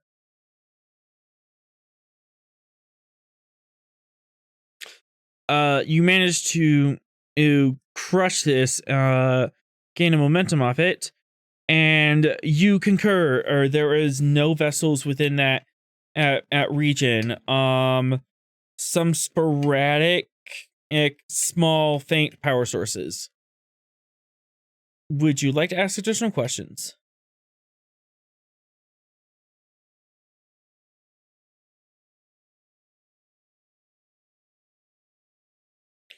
Would you like to proceed?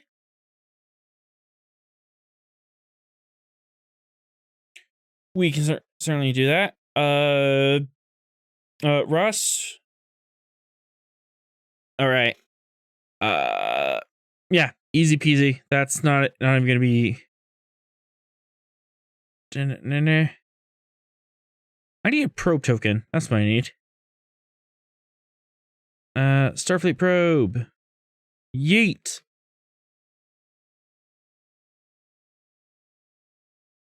All right. You have a. Oh goodness. That meme.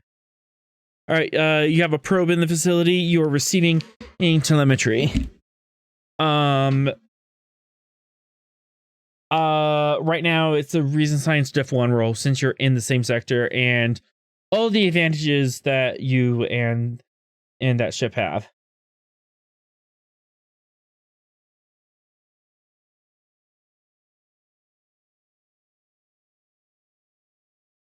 Yep, after all your buffs.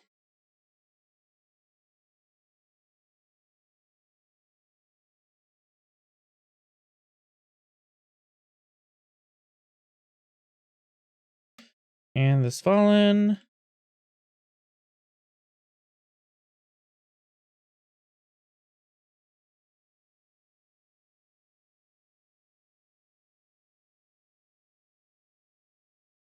You get 1 free question, and then you can spend momentum. So that is at least 2. Oh. Yep, you got 2 momentum off that. Probe drifts around for a little bit. You're getting a much cleaner picture since the sensors are actually in the same aim sector. You sniff around for a little bit, and you actually find between yourself, the Slipnir, and the probe, you're able to triangulate where this signal is coming from, and indeed, you find a crybaby. A small transceiver strapped to a thorium and battery, and it is just playing a loop.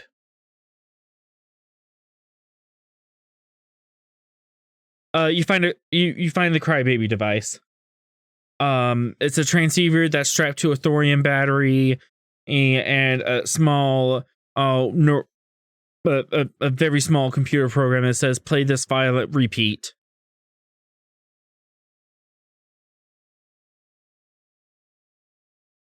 I can answer that. 1, define dangerous, and 2, I can answer that for your science question.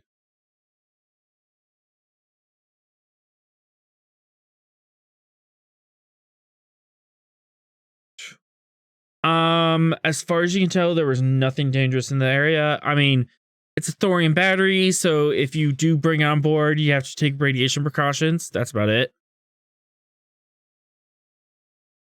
No signs of explosives, energy weapons, or weird anomaly. As far as you know, no signs of a trap.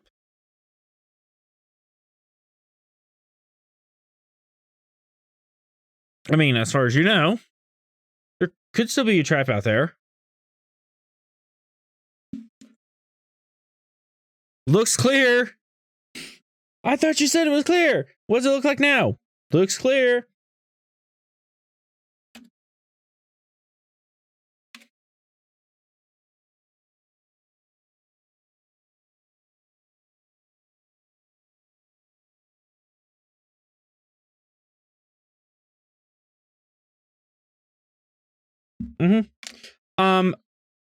Yep. And I will say that at that unfortunate little jaunt did take an interval out.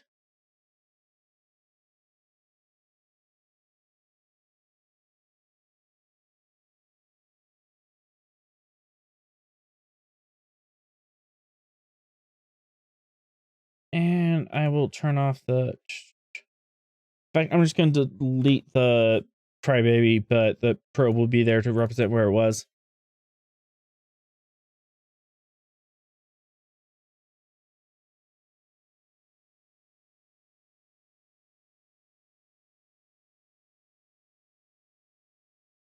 Falling down one.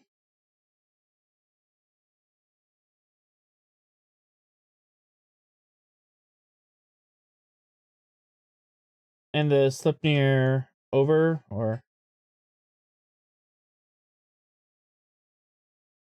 All right. And we good on locations?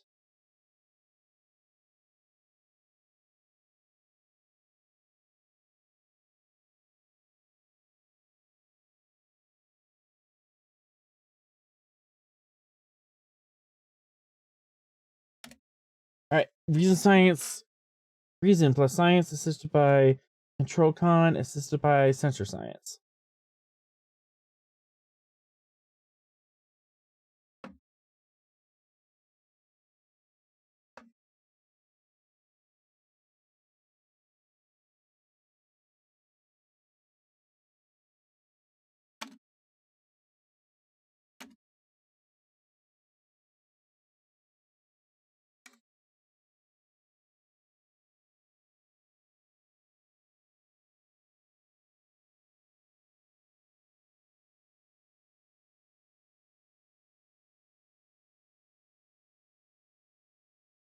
And control con on from Magnus and sensor science from the Sleipnir.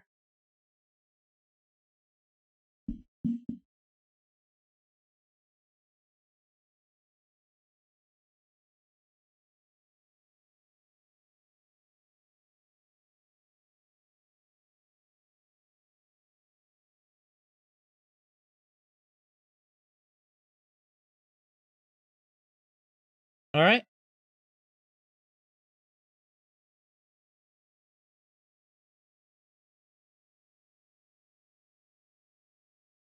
Nine, 8, 8, 8.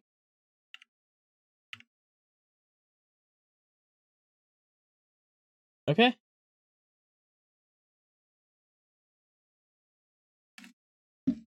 And Maldon assist.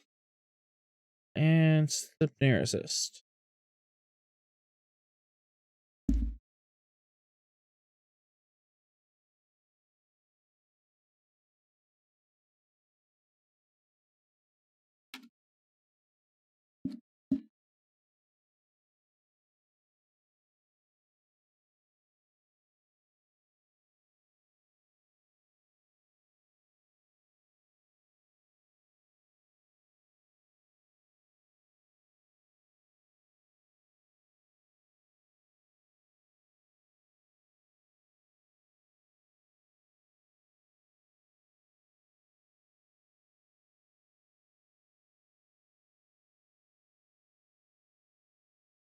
I can grab him.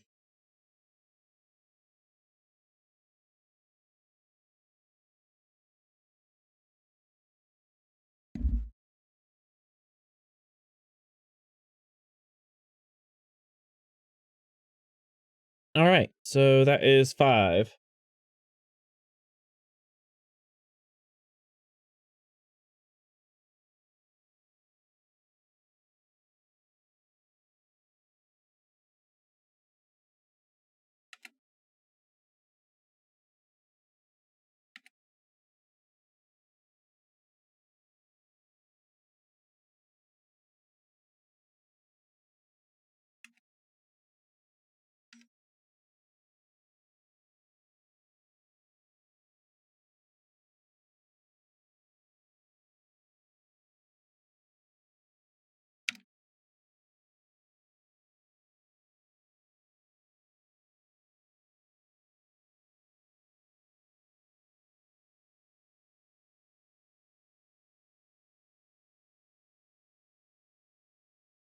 Yeah.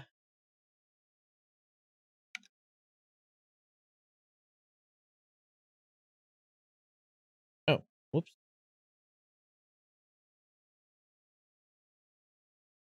There. Numbers. No, numbers not working. There we go. All right. At this point, but then if I'm put on the map later, I'm going to be move around the actual clouds behind it.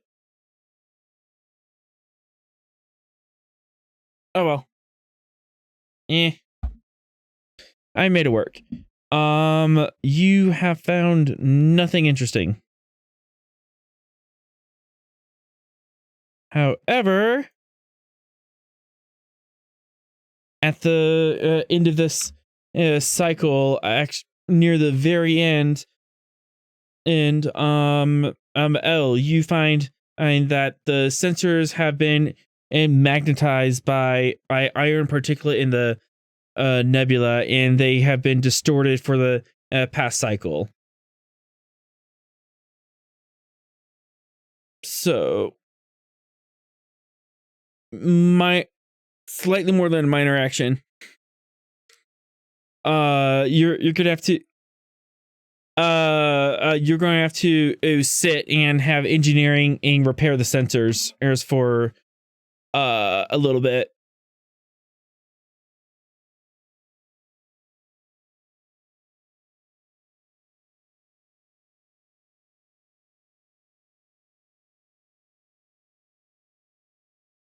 So, Ross. Yes.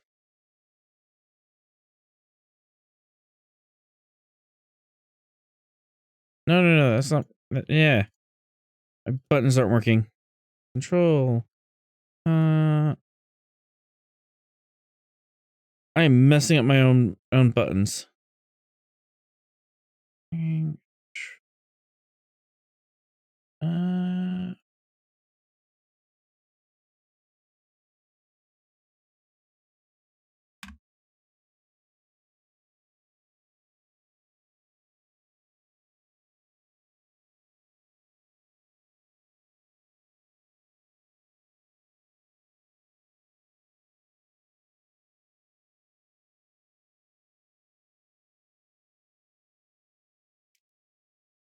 All right. End of the day, we're looking at control engineering difficulty 4 on that.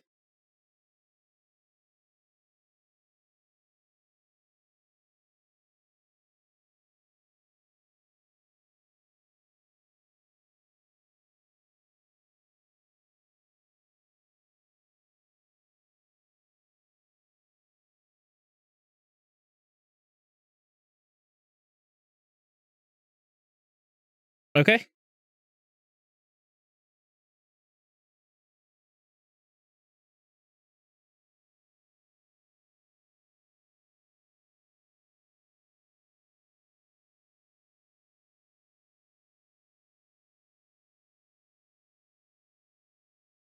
And then left with the assist.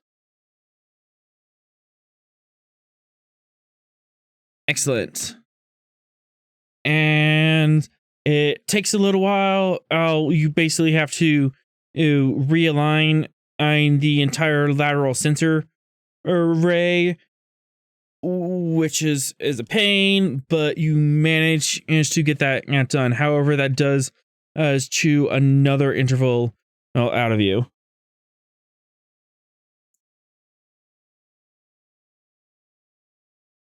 Meanwhile, on the Slipnir, Lieutenant Maldone, where would you like to go?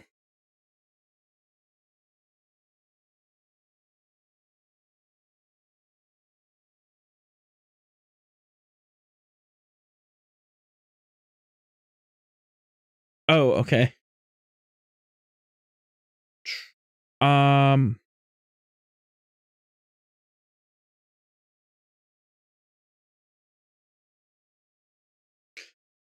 yeah. Where would the team like the Sleipnir to go?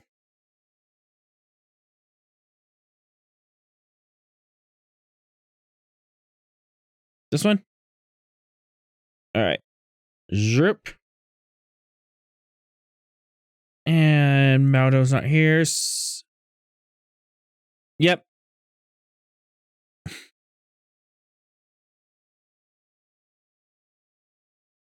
Oh. I don't know what that one was, so I'll just retype it. All right. And Maldo's not here, so I'm not going to pick on his crew. So...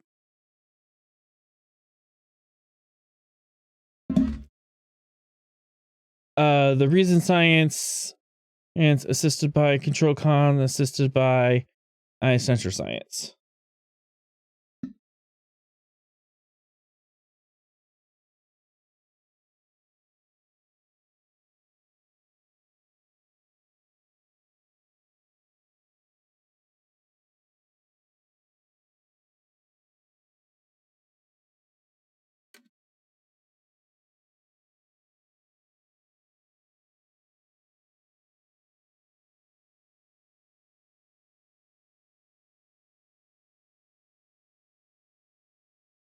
And I got the 2 sheets.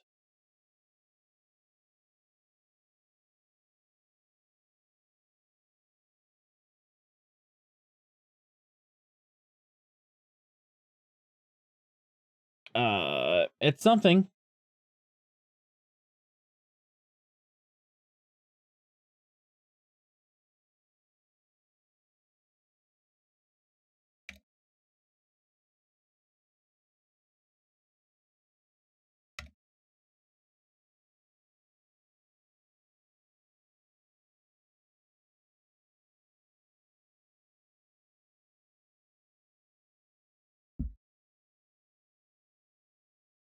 All right.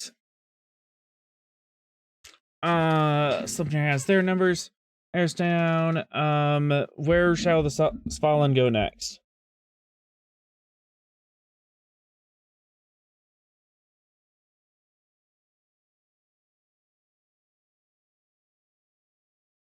Along the west mid ring still.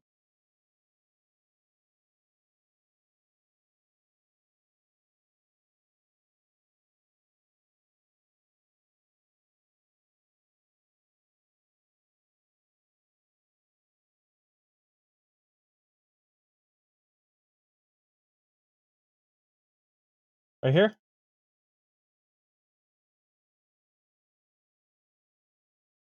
All right. Interesting enough, as you approach that sector, yeah,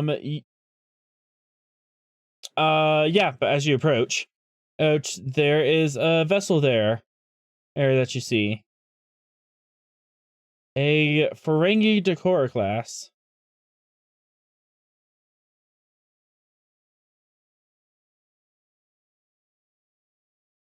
Who would have thought? It is registered as the FMS Hard Bargain.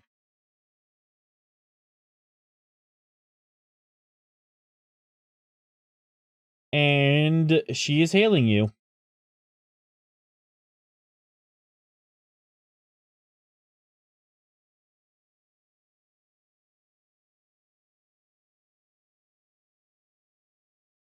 And ground NPCs don't need auras.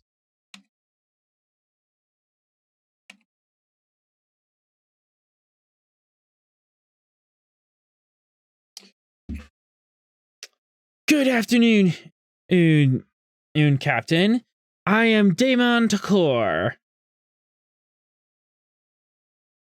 I see that you are performing some intricate sensor or sweeps of this nebula, and I happen to be in the neighborhood, and I thought I might offer some assistance in such matters for financial gain.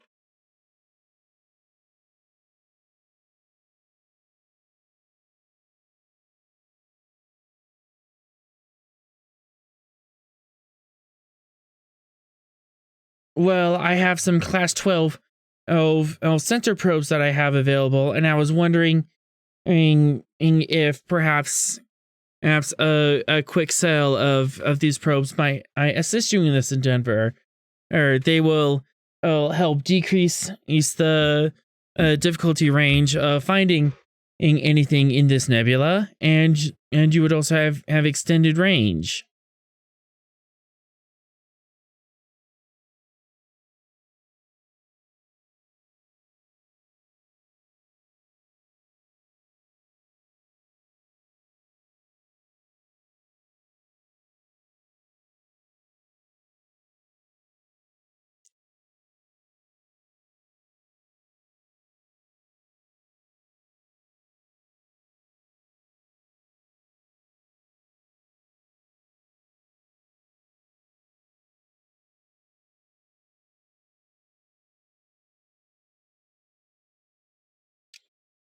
Pa-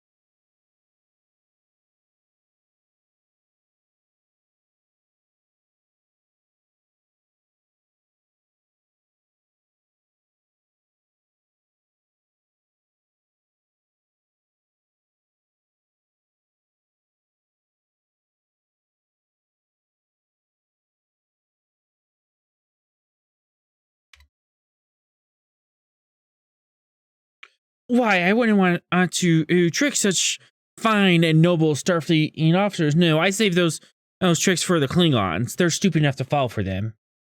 But you're Starfleet. You're way too smart or to fall for or any trickery. But by all means, and please scan my cargo holds.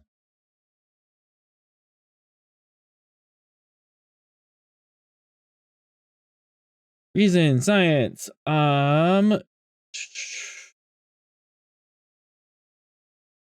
Okay. I'm definitely gonna be throwing some threat at this to increase the comp range, but I think I can increase. Yeah, and then 2.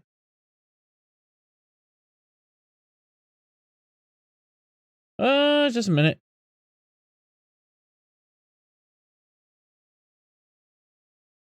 Yep, that's enough.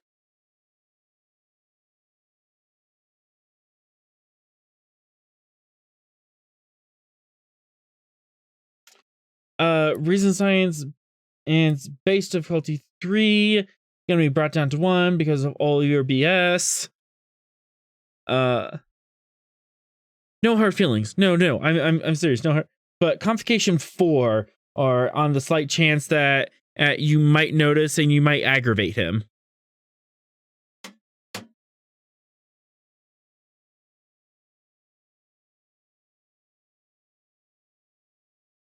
Ooh.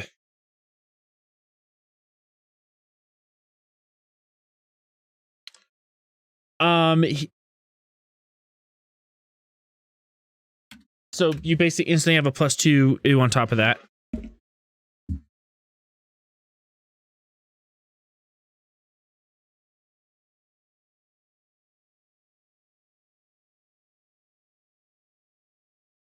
Mm-hmm.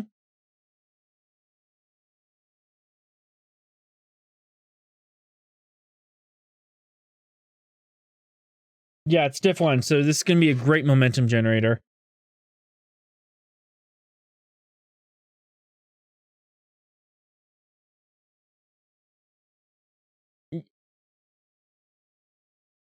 Yeah, that's cool.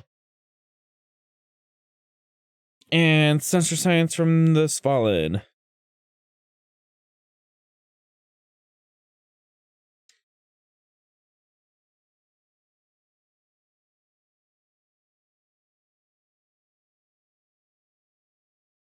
Are you sure you don't want a comp?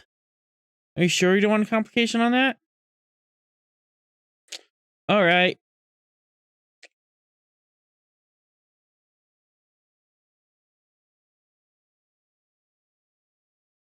Which on the 2d20 system means you're rolling low, but anyways, you scan his ship. There are no Federation civilian races on board.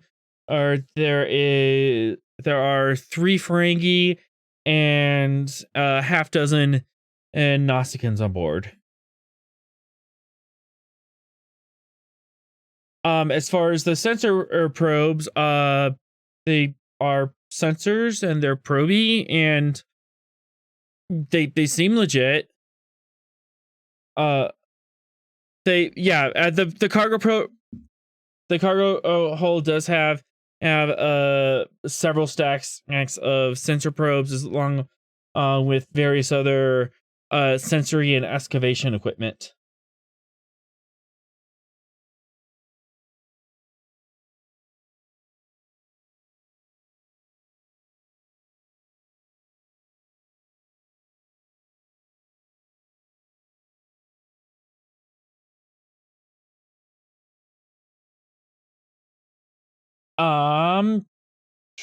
Presence con on difficulty 1. See if he can and sense you secretly sensing a message on screen.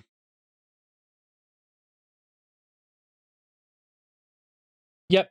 This is you holding a straight face and also typing on the computer.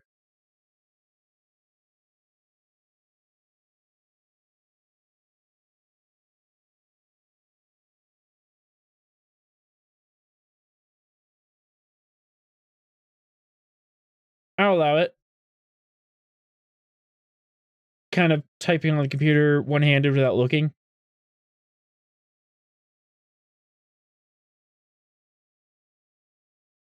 All right. Exo and Captain, you are made so aware that there are 12 Nausicaans on board that vessel.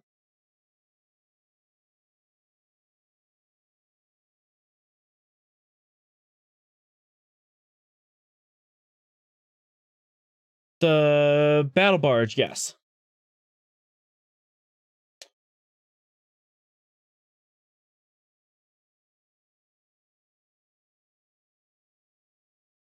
I don't know if you actually pulled that record, but for 2 momentum, you could have the manifest of the battle barge on hand. Hmm.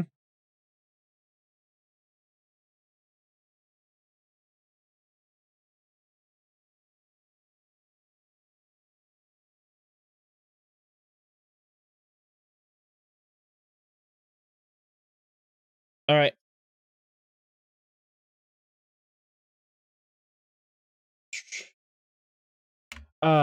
You have the manifest of the battle barge. She was actually carrying agricultural and farming equipment. Yeah, and nothing matches.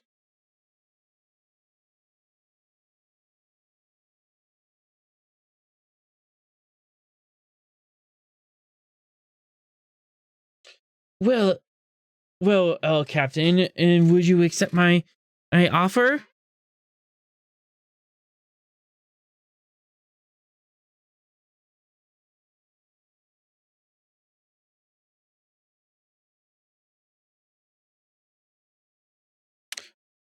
Scans revealed 3 Ferengi, 12 Nausicaans on board, and they are currently carrying sensors and excavation and equipment along with deep space probes.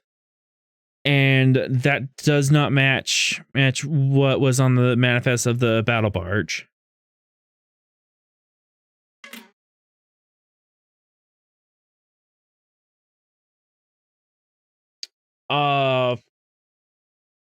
For 1 momentum, I can answer that.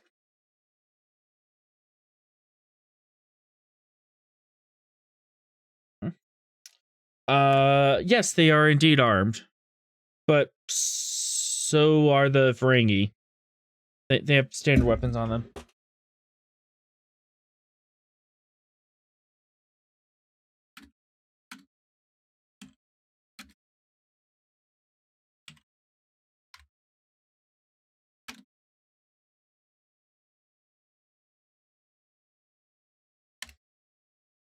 Well, oh, don't wait too long on Commander. I have a schedule to keep, but I figured I might be able to make some latinum along the way. Don't wait too long. These items are selling fast. And he cuts off.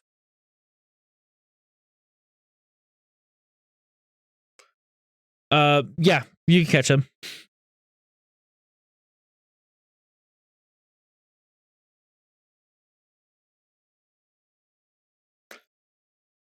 There is commerce or out on the other side of this nebula.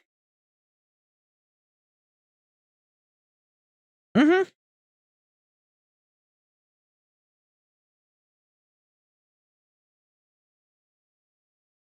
Ah, damn it. All right, Insight Command and difficulty 2.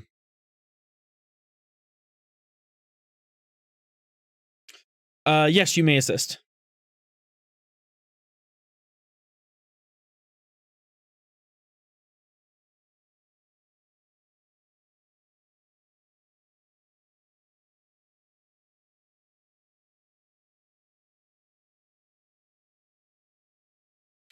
Gain a momentum.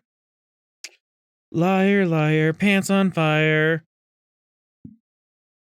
The nebula is not just a transient thought. There is something very big and important in this nebula that he has strong emotional connection to.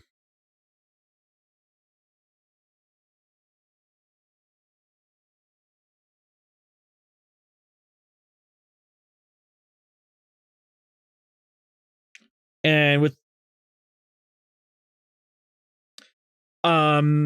he definitely has a strong emotional tie to this nebula. He's not just passing through.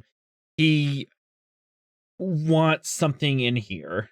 There's something in here that he feels a strong connection to and wants to protect.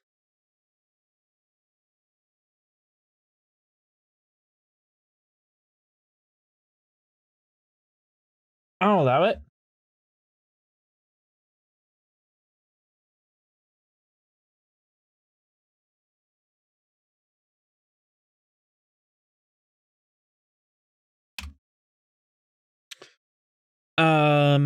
My operation.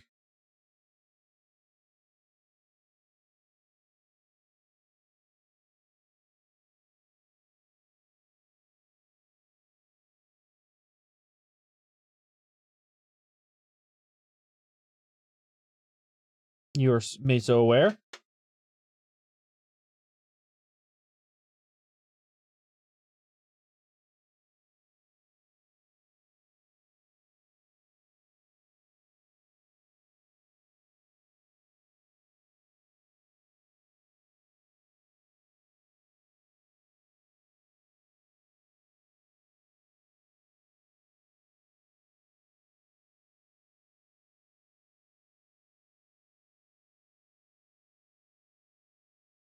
It's a different certainty, but inside command diff 1.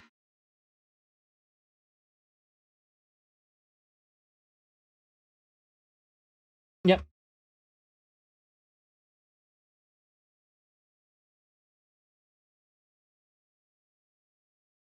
You managed to get it. It is not unusual to see Ferengi and Nausicaans working together. Nausicaans are frequently hired as bodyguards for particularly lucrative Ferengi outfits. They bring the muscles, the Ferengi bring the lobes. So that in itself is not incriminating.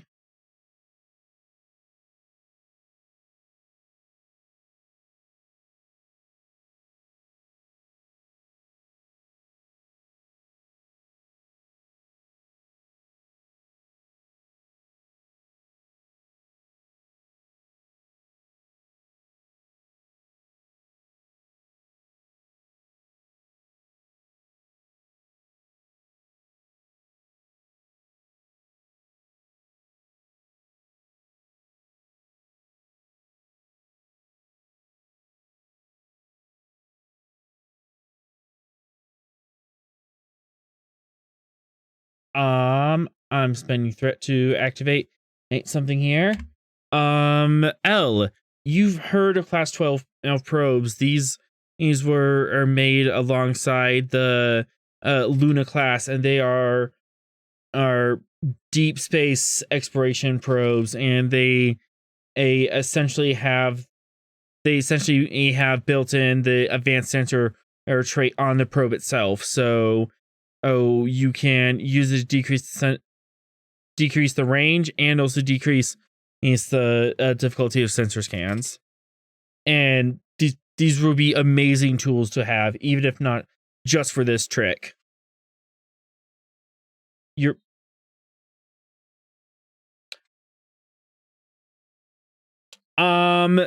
They are civilian probes, but these are like high-end civilian probes.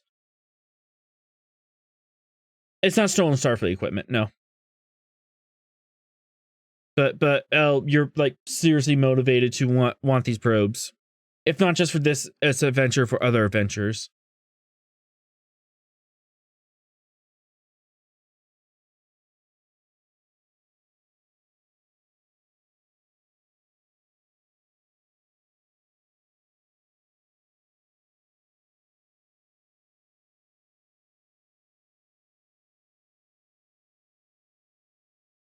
Not really. It'd have to be materialized somewhere before you can scan it. The transporter does scan, and for simple things like explosives, weapons, and that kind of stuff, and we'll deactivate them and flag them.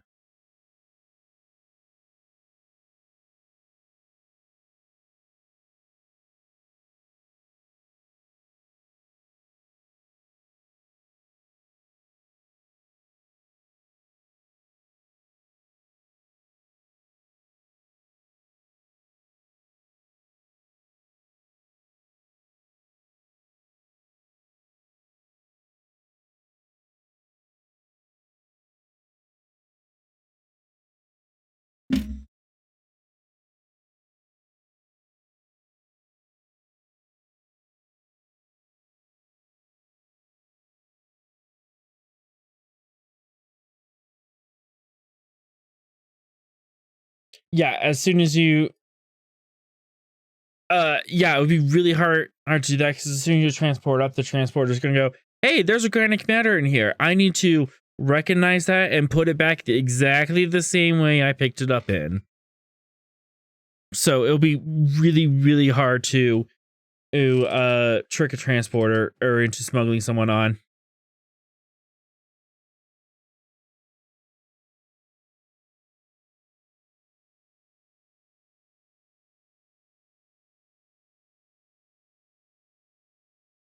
Yes, Commander. Have you made a decision on this business transaction?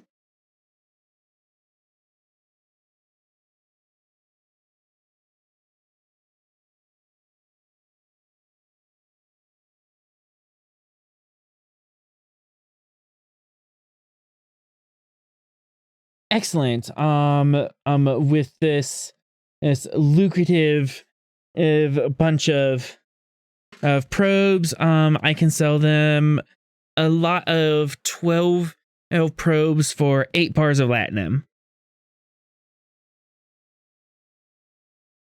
Slight complication, you don't have latinum.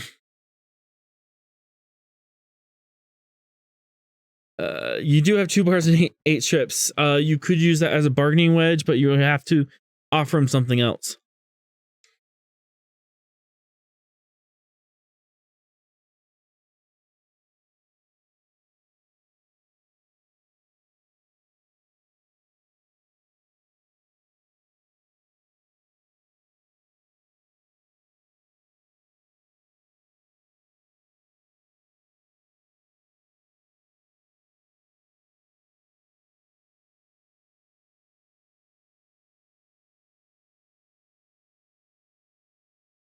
It's 12 probes for 8. So with 2, he might be able to give you 4 for 2 bars, possibly.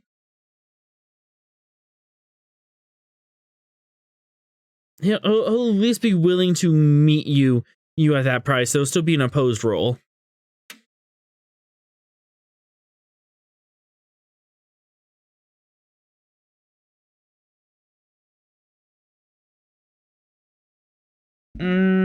Might be able to do 5, but if you throw in some warp plasma, I can. If you can give me 4 units of warp plasma, I can make that at a full of. I can make that at a full 8 probes.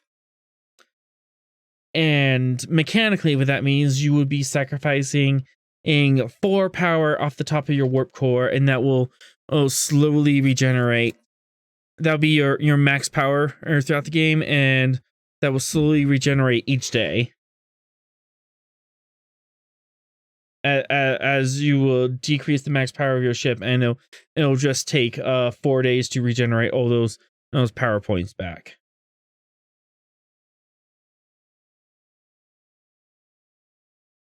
Yes.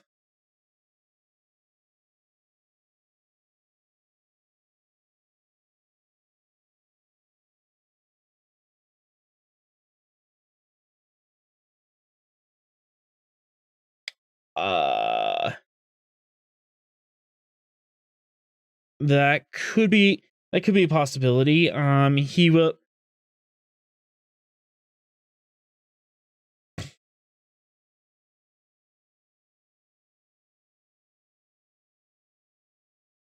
And 5 probes for the 2 bars.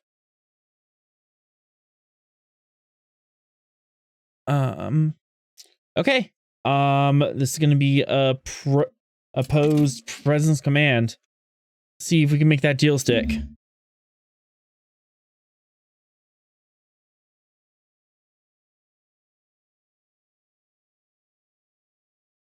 Okay, you are spending up to 4, and Ferengi have a lot of rules regarding trade and commerce for some reason.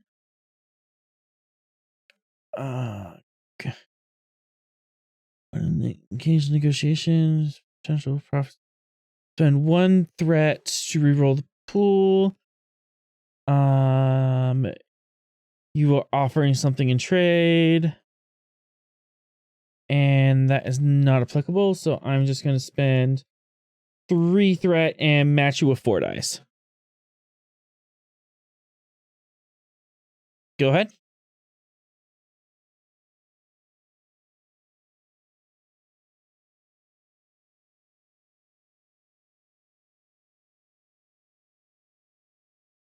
I am spending a threat and using the rule. Greed is internal. When engaged in negotiation, I can spend 1 threat and reroll my entire pool. And I'm just going to reroll my 2. Curses. You actually managed to talk him down, and you can keep the 8 strips.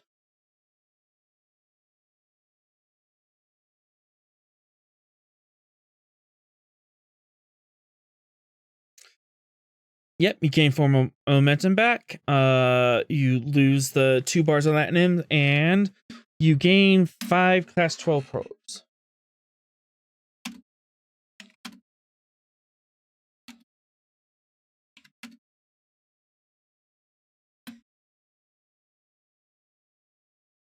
Oh, that is dastardly. I love it. Yes. Sadly, that would be a security roll, but it would be control security, use the difficulty of how hard it is to find that tracker.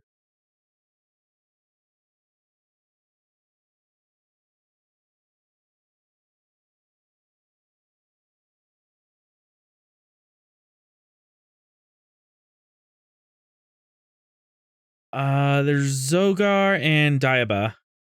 I think Daiba is more the second command.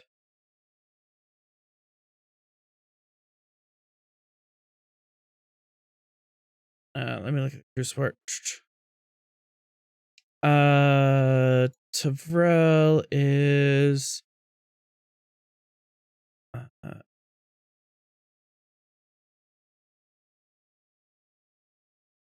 Yeah, Daiba has good security, and she hasn't been upgraded, so that needs to happen.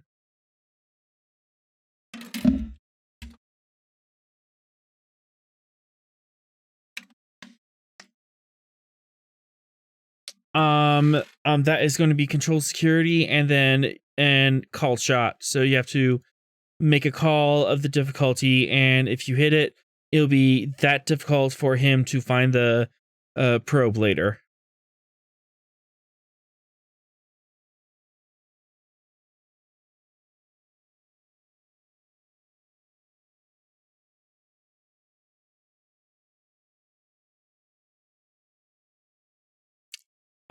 Yes, you can assist with control engineering.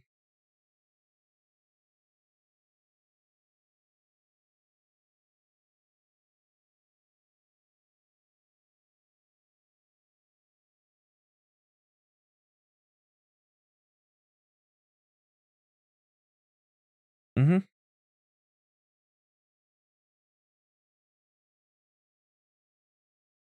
Yes.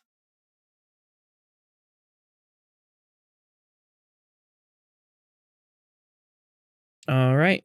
So you have advantage, diff 3, hidden tracer on platinum box on board the hard bargain. Very good. Okay, so as you're settling the details, you set this up for transport, and you manage to hide a small tracker or inside the very cleverly presented Latinum box, and the transport happens. Sure, I'll do the sound effect because I like the buttons.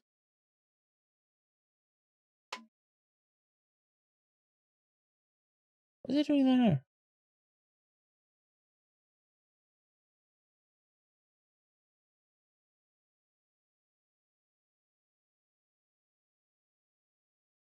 There we go. Transport happens and smoothly. You get five class 12 probes that are you get 5 class 12 probes beamed into your cargo bay, and he takes the latinum, counts it on screen, all 2 bars of it, and goes, very well, El Commander, I appreciate your business and hope that you have a good day, and turns around and warps out.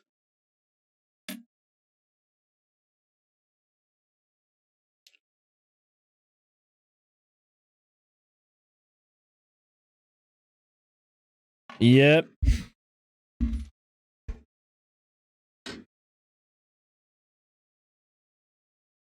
Yeah, you have him in a cargo bay so you can and disassemble them and all that.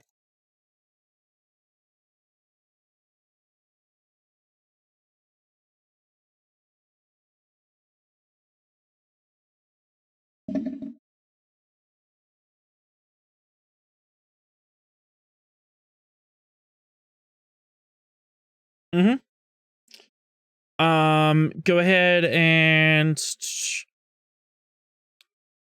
reason science assisted by control engineering as L, you are scanning these probes, and Ross, you are down there disassembling them.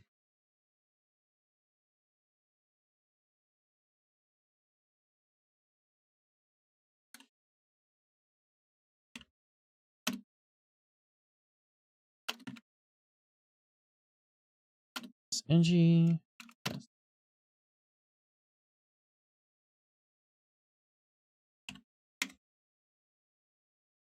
So region science plus control engineering plus sensors engineering.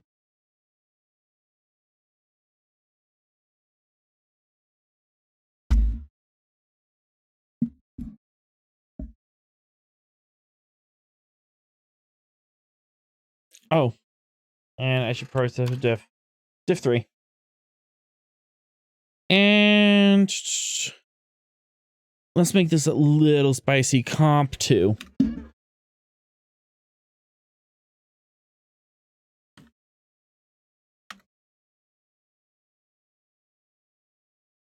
L. Reason science, and you're the lead role to scan those probes.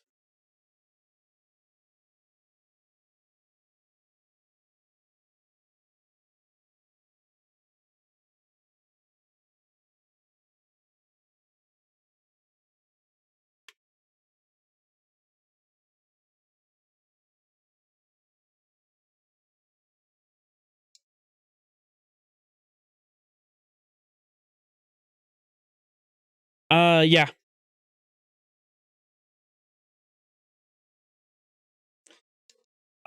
It's form of a sensor.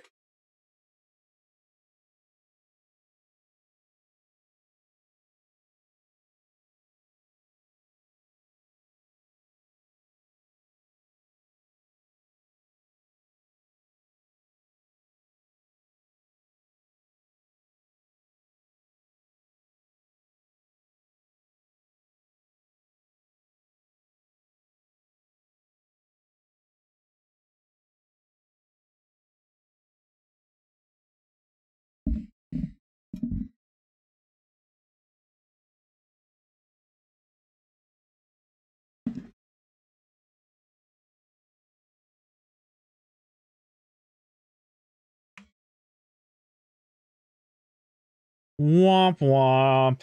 And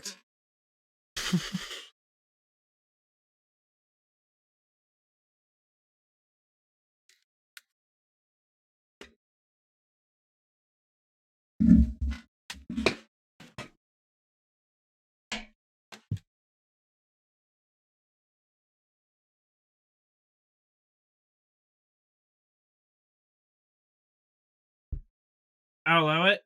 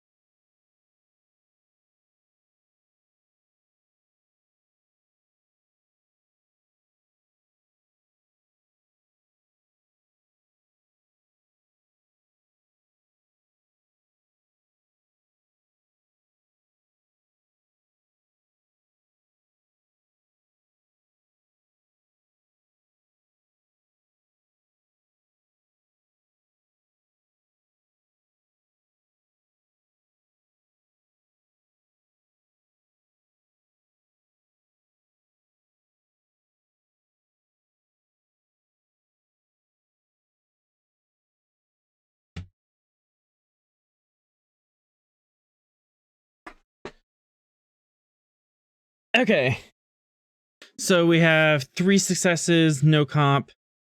Yeah, because you can use that metal to reroll and get the double hit. Calder, you were gonna say something?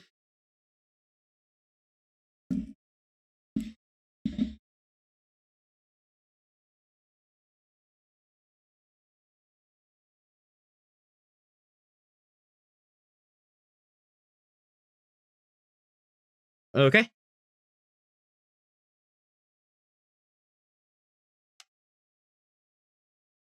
And with that, you scan and the probes, and at first it looks right, but then that doesn't make sense. Why is that connected there? And then and this part doesn't make sense, and this part doesn't even go to a standard sensor probe. And as you're slowly pulling these things apart, you essentially got several pinball machines stuffed into probe casings. You were gypped. These things are absolutely useless. They could even tell a French fry from a potato from 3 meters away.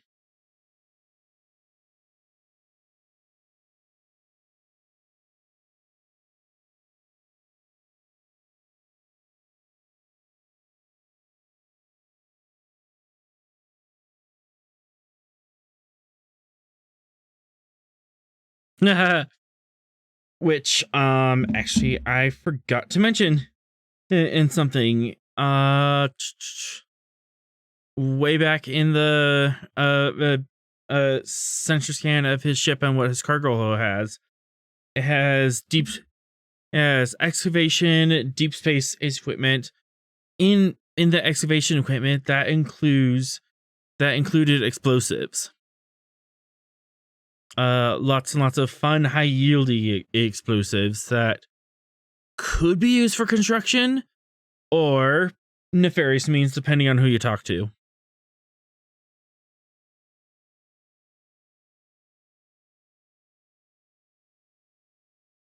So,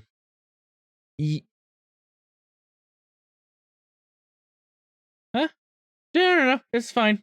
This is working as intended.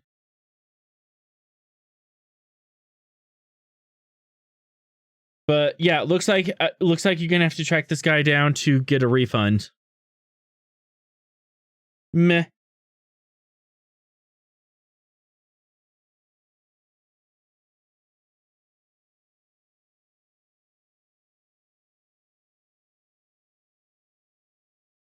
Anyways.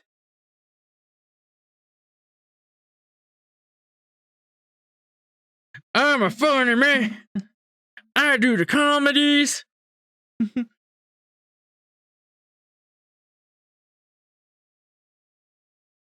Uh-huh.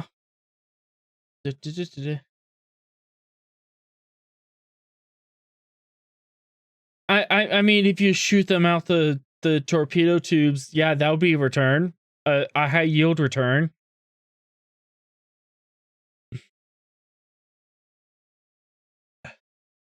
Oh gods. Technically, yes. Okay. Meanwhile, Maldon, and you've been kind of you've been busy this last little while. You have these sectors around you. These 3 you're on and have up to 3, but these 2 up here have 16 and 13. So, would you like to relocate?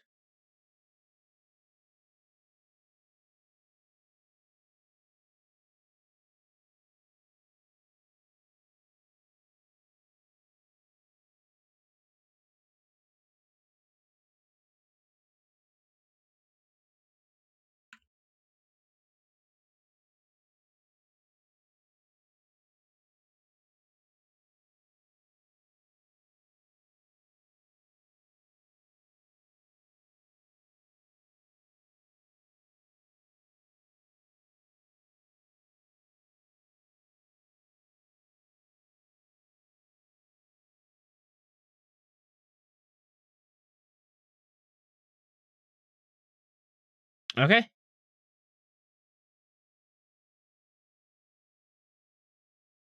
All right. So the mystery scan roll, which is reason science plus control con. So Patterson, how would you like to do this?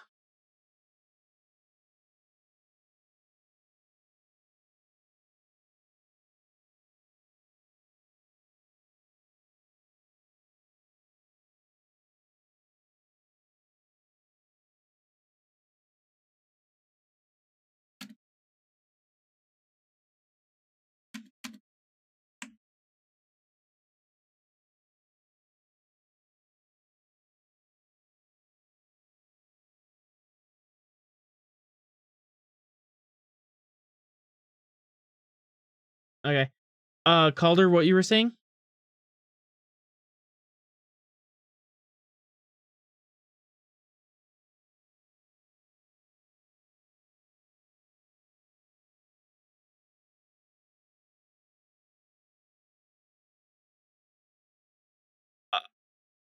I think you missed something. The detailed scan revealed that these probes were useless.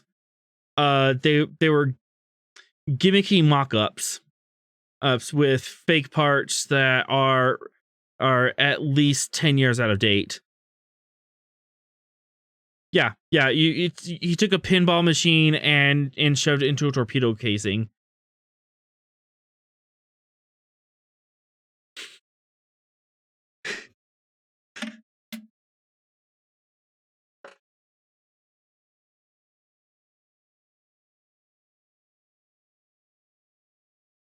He's on the watch list.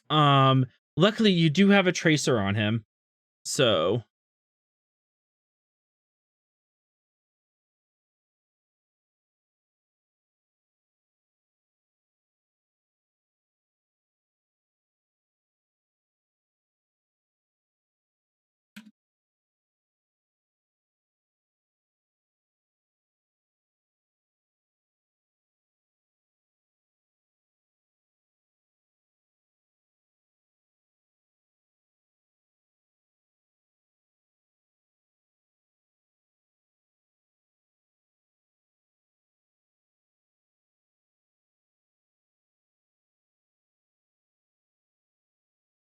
I forgot to mention, and so I retconned on that. Along with his exploration excavation equipment, he does have a large number of explosives.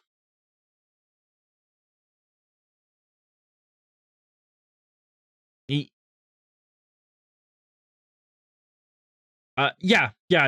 were definitely within the mining range. These are like low yield torpedoes, high yield nukes, maybe. Crack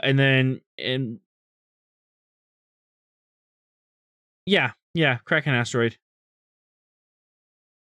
But yep. So we have Maldon, and now you need a Sleipnir with my notes all over the place.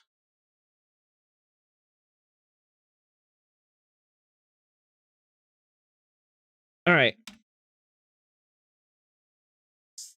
So you got these up to 7, 7, 7.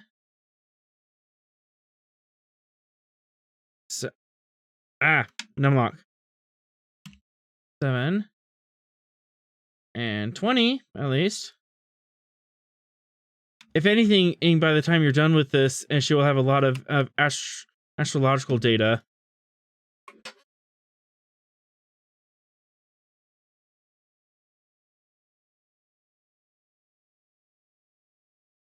But at this point, you do not find anything.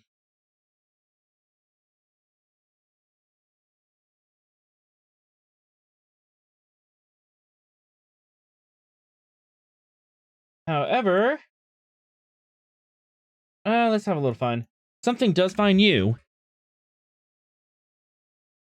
Maldon, as you are out and about and sweeping this place, Nausicaan and Raider bumps into you. Oh, hi. Hello.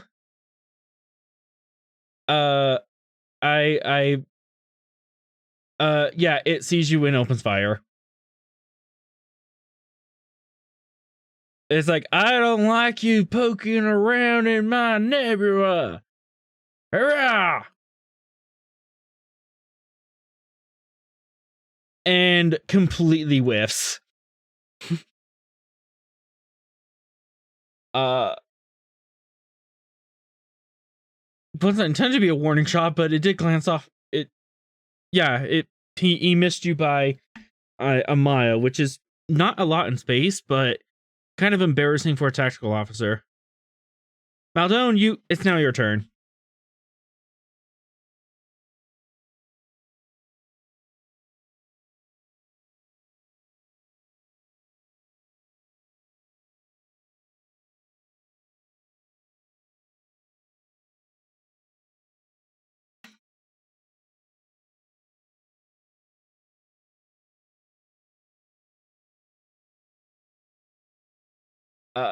First things first, I'm assuming minor action, red alert.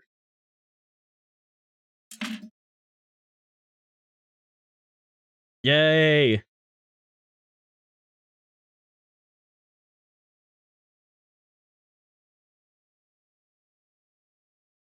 As I flip all my eye buttons open, the stream now goes to red alert status.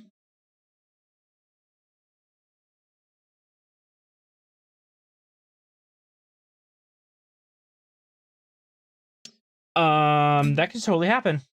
Yeah, you have one more crew point available. He can take one. Actually, technically, the Certania has its own crew point. No, small craft don't get crew. Nah. Okay, regardless, Zogar can totally be on your ship. Hey, look, Zogar's been there the whole time.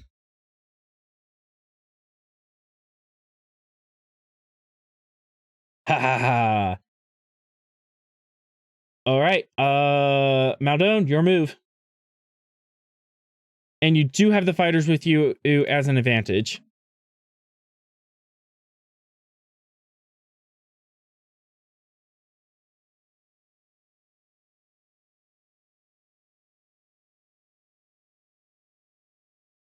Fire phasers and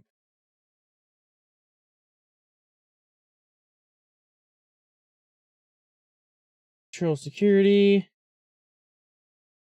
One zone.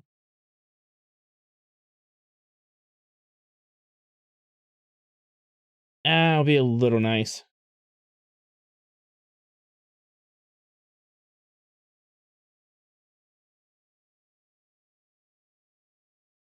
Control security, diff 3, assisted by weapon security.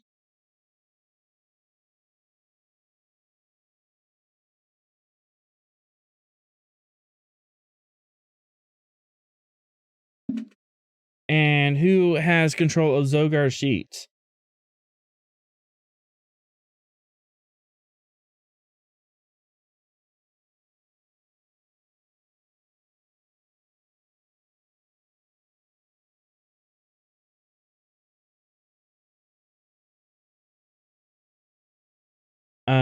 L? Yeah, can you roll for Zogar, or someone can? Okay. Control security diff 3, would you like to buy additional dice?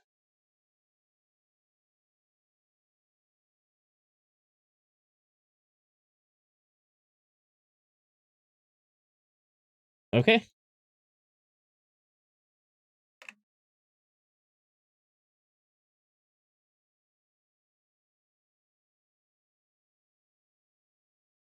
Okay.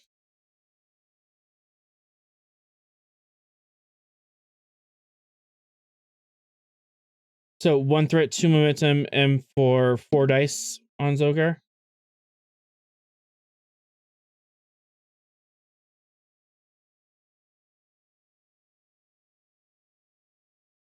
Okay, what you aiming at? Good choice.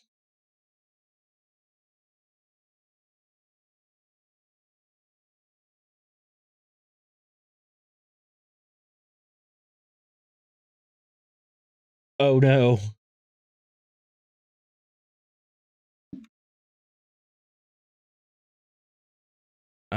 This is the Slipnir.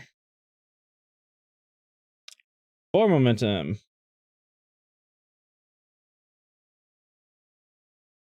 And phaser bank damage. Would you like to pump extra power into this? You have 7 points of power. For every 1 point of power you put into a phaser shot, you can and add an extra challenge dice, but you can only juice it for a max of 2 power.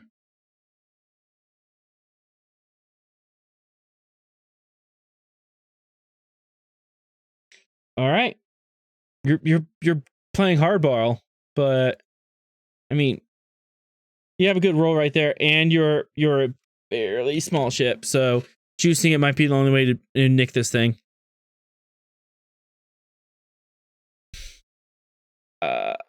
You have. Yep. So that is 1, 2, 3, 4, 5 rerolls.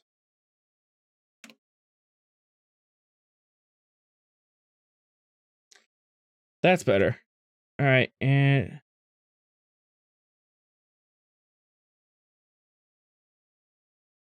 all right, so -2. So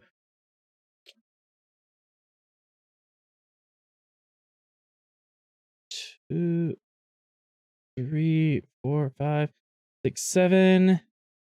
Okay.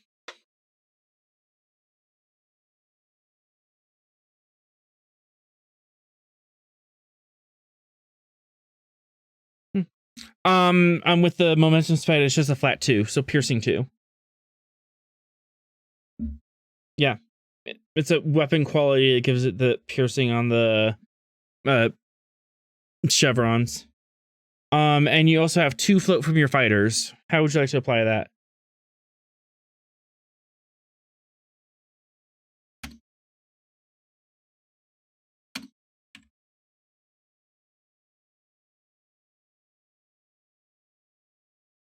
Seven damage base.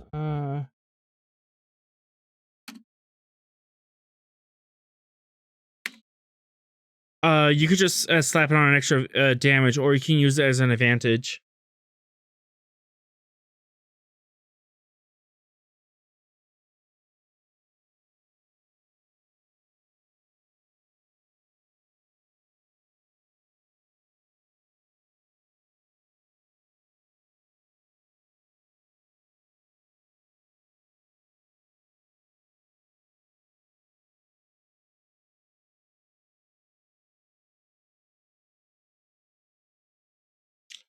That. Yep. I will totally allow that.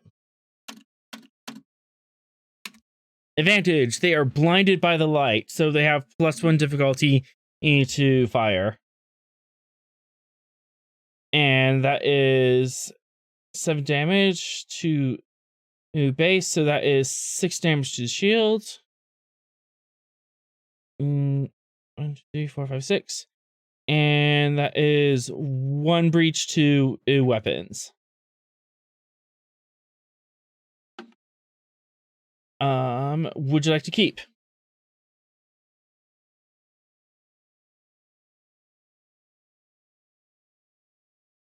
All right, and who will go next?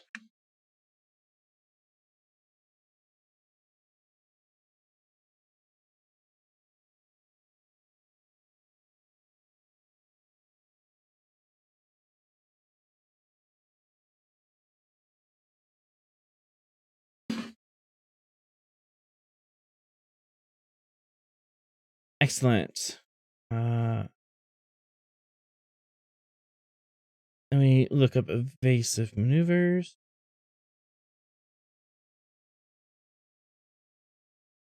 Power requirement 1, daring con, diff 1, assisted by structure con.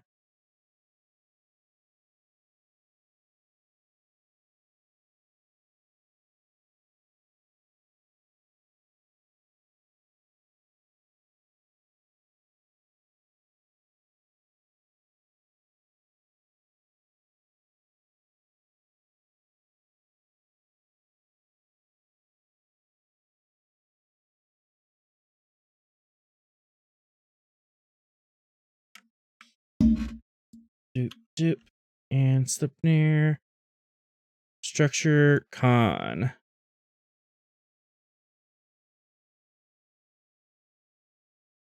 All right. You gain 2 momentum, 3 momentum with your fingers and thumbs.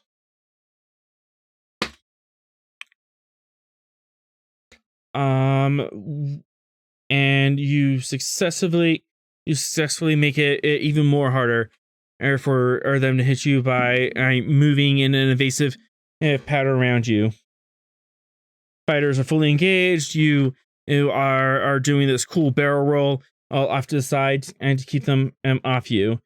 Would you like to use your 1 float for anything?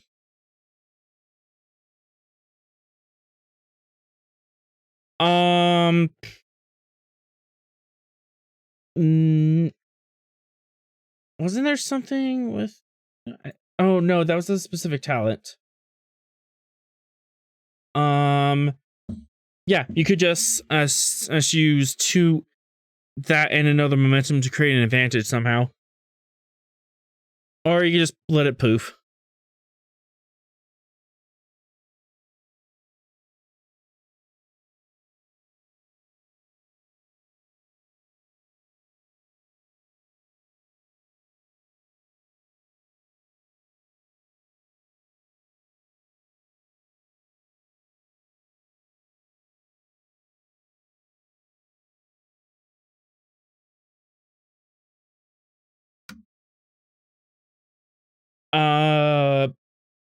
Yes, for that and one more, you can do a swift task real quick.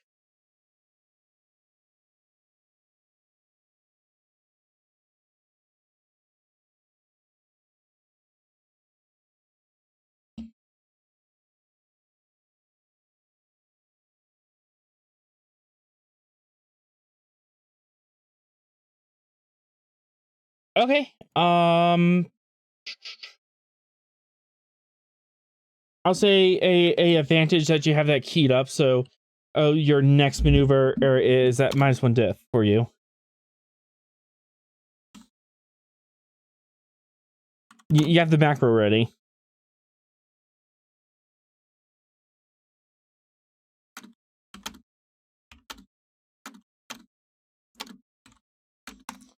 All right, it is now bad guy's turn. I already fired. I don't have a second tech at console, so and you are being really cheeky, so I want to move over here and do an attack pattern. See if I can count out your evasive pattern. Or would I want to do that?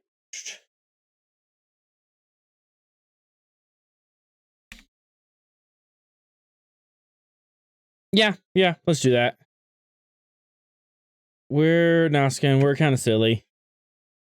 So this is structure or con. I am not going to bother spending any dice on this.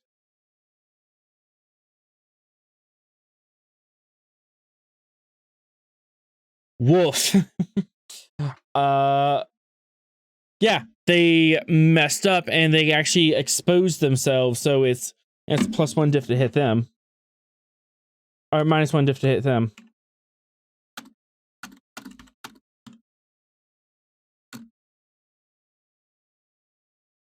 Yeah. He doesn't get the buff, but he gets a disadvantage. Yeah, it's kind of what I'm going with.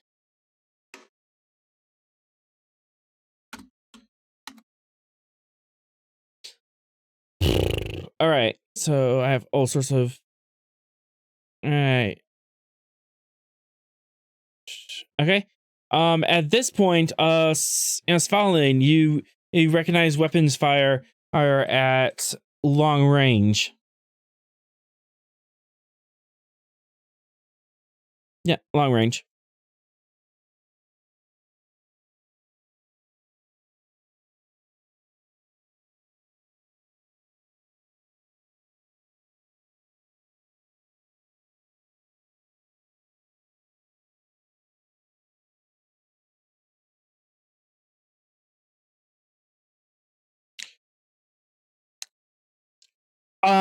If it was just the Delta Fire by itself, it would be an uphill battle, but the the fighter wing does help even the odds. This is a scale 3 vessel NPC, and you already got 1 breach on it, and it appears to be screwing itself up.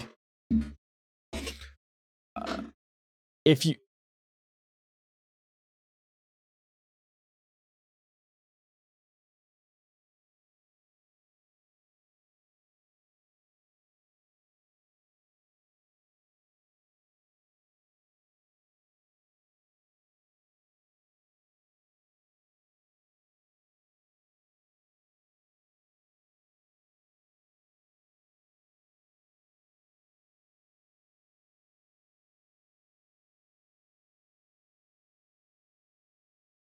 all right. With that, I'll guess we'll go to top of the round. I went Yeah, unless the Svalinn wants to do something, and we'll just say that you are setting this fight out, and we'll go top of the round, and the Sleipnir can go.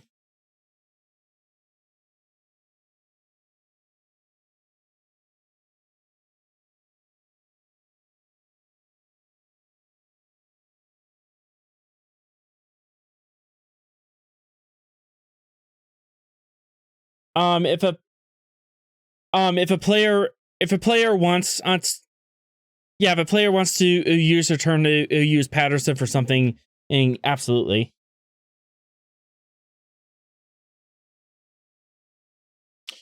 We could totally do that. That is diff. Why am I always messing up these? Scan for weakness is base difficulty 1. They're at meter range, base difficulty 2.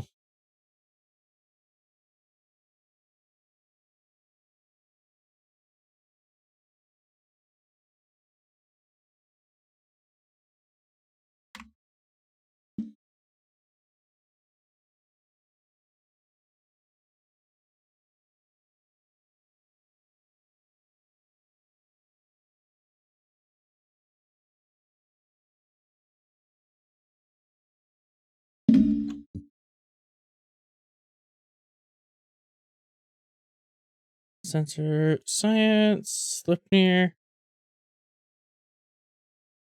Gain 2.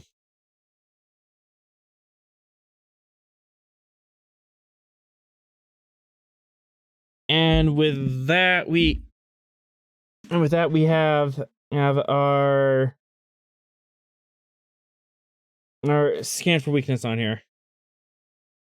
Which, nope, wrong button. I need these.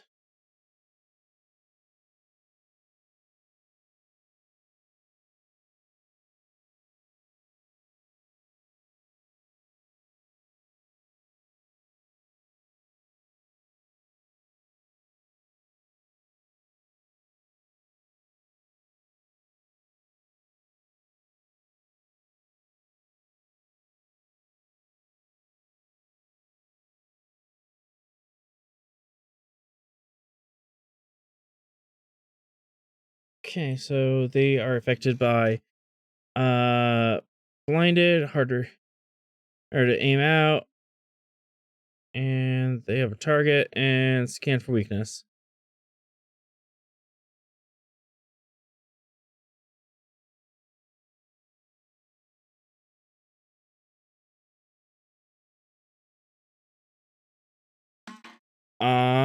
It is, so we've had 2 players.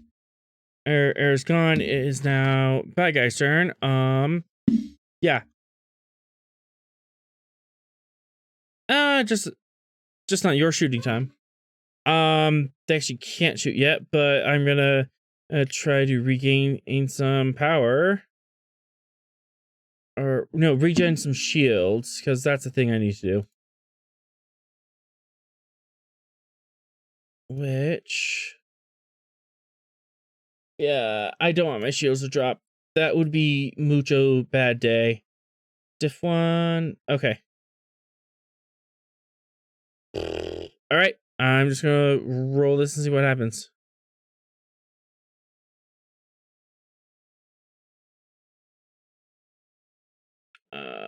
Got 1. Yeah, dude. You might have made some key mistakes. Mistakes were made. +2. +2 more for each. I'm gonna spend 1 to gain 2 more shields. Mistakes were made. Top of the round, everyone resets, and Sleipnir can go.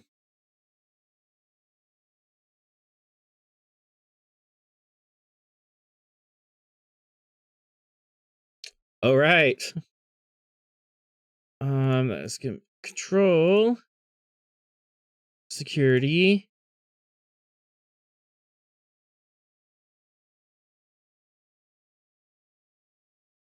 Okay.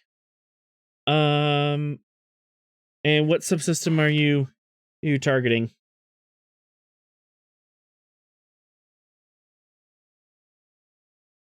All right.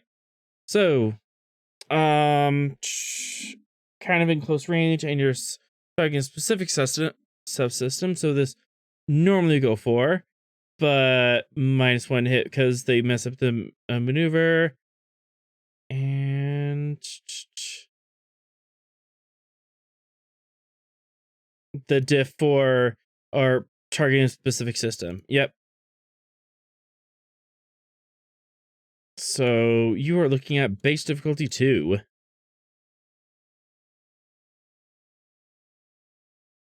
Good luck, buddy. Been nice knowing ya.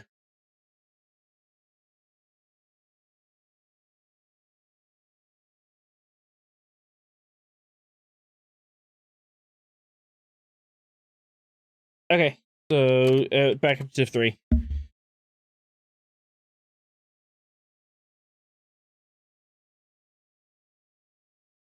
Oh no, you didn't. But they have 3 resistance, so that would have just been one extra damage. It is now accounted for.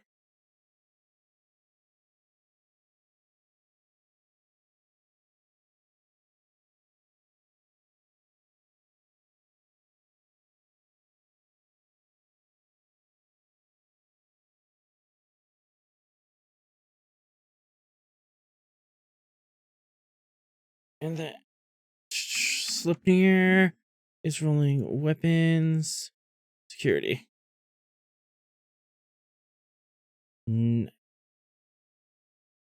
As photonic torpedoes away. Calder, if you would do the honors of rolling that damage.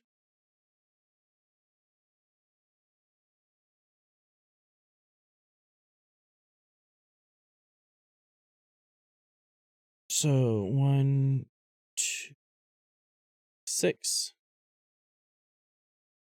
So we're looking at base damage 6 on that, and piercing. Oh, let me get on the right sheet. Piercing 4, so that is 6 damage altogether. Crunch. They now have 2 breaches.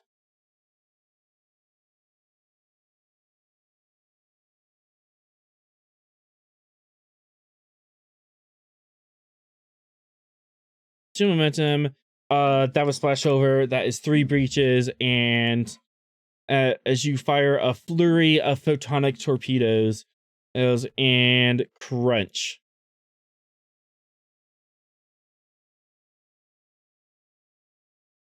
It's an NPC. It's an NPC ship, so it just has X number of breaches. And this is a really small ship, so it only has 3 breaches until crunch. Yep, you just burst through all 3 of them, so they explode into shiny confetti.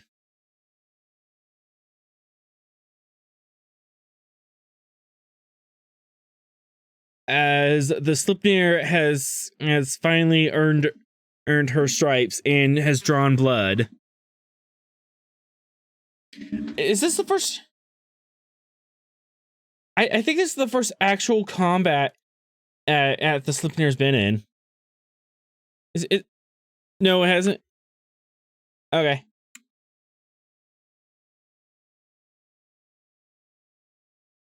Oh yes, that was a thing. Yeah, the 2 fighter. Yeah, it was more of chasing them down because those were shuttles, but yeah, but the Slipnir did chase someone down and kill them before. But this is the first time combat with the shuttle. Actually doing combat rules with the shuttle. But with that, you succeeded and you are safe. Hooray! And there was much rejoicing.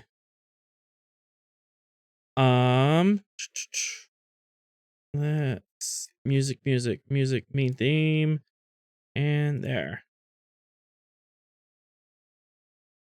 It is at this time, I'm Captain. You actually you receive a hail from Admiral Nea.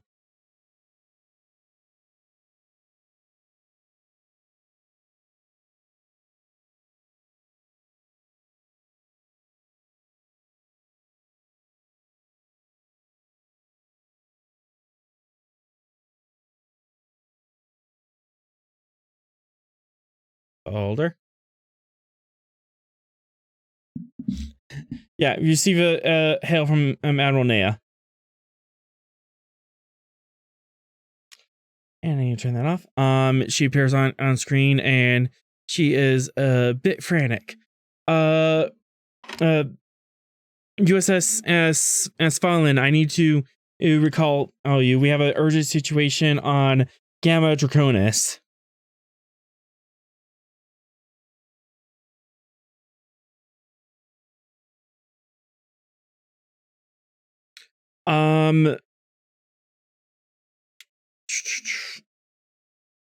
Yeah, I'll brief you on the situation. Gamma Draconis has been in a state of minor civil war for the past 50 years. A long time ago, near the founding, they had this secession break, and they actually split into two cities living side by side to each other. And they've been mostly poking at each other with sticks. We just got word and verification that one side suddenly has a nuclear device. And they are angry enough to use it on one or the other.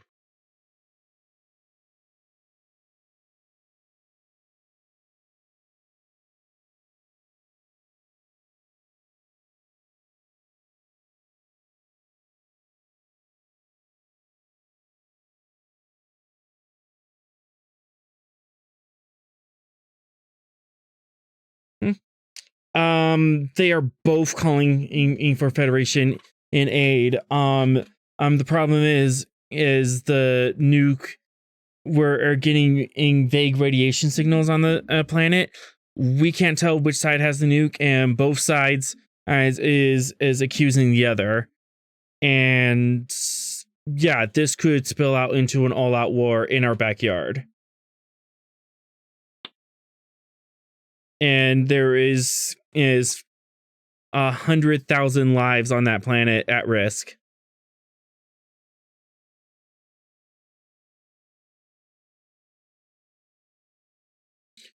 Unless you're in an immediate situation, and I'm recalling you to Gamma Draconis right away.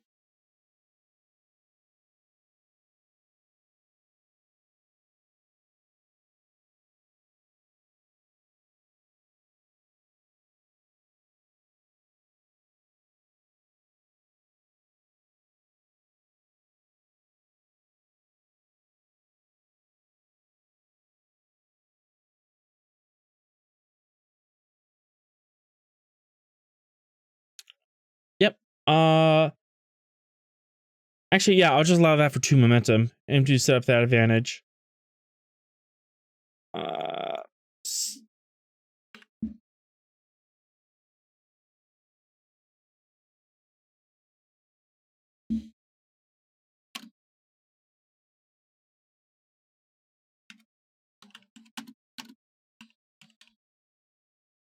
Yep, and it will.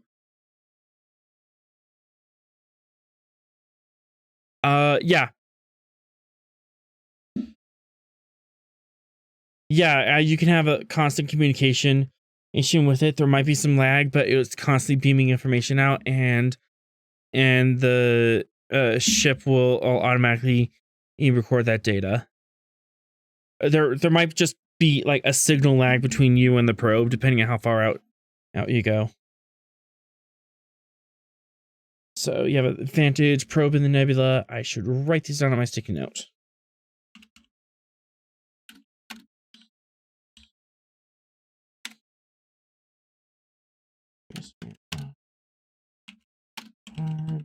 Target. Okay.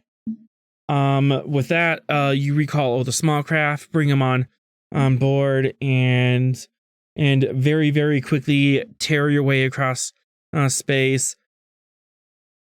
Unfortunately distracted from the pirate base, but hopefully running off to prevent a civil war and possibly a nuclear war from breaking out. Until then, that shall be the end of our adventure tonight. episode 48, The Invisible Hand. And there was much rejoicing. Yay.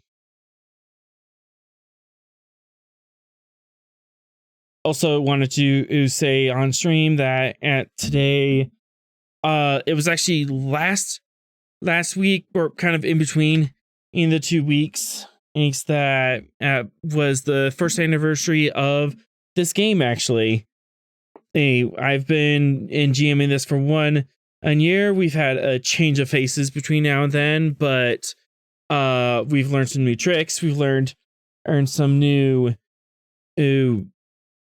things, and plots have developed, and some good stories. And thank you guys for coming in and playing with me and having fun in this crazy adventure that I've made, and the continuing adventures of the Silk Road and the 10th Expeditionary Fleet. And here's to another year. And with that, I'll sign off for tonight. Like, comment, and subscribe. The deal. I guess the hanging ink question is who do you think Ink will win in the Civil War, or side A or side B? Leave a comment down below. Until next time, all hands brace for impact.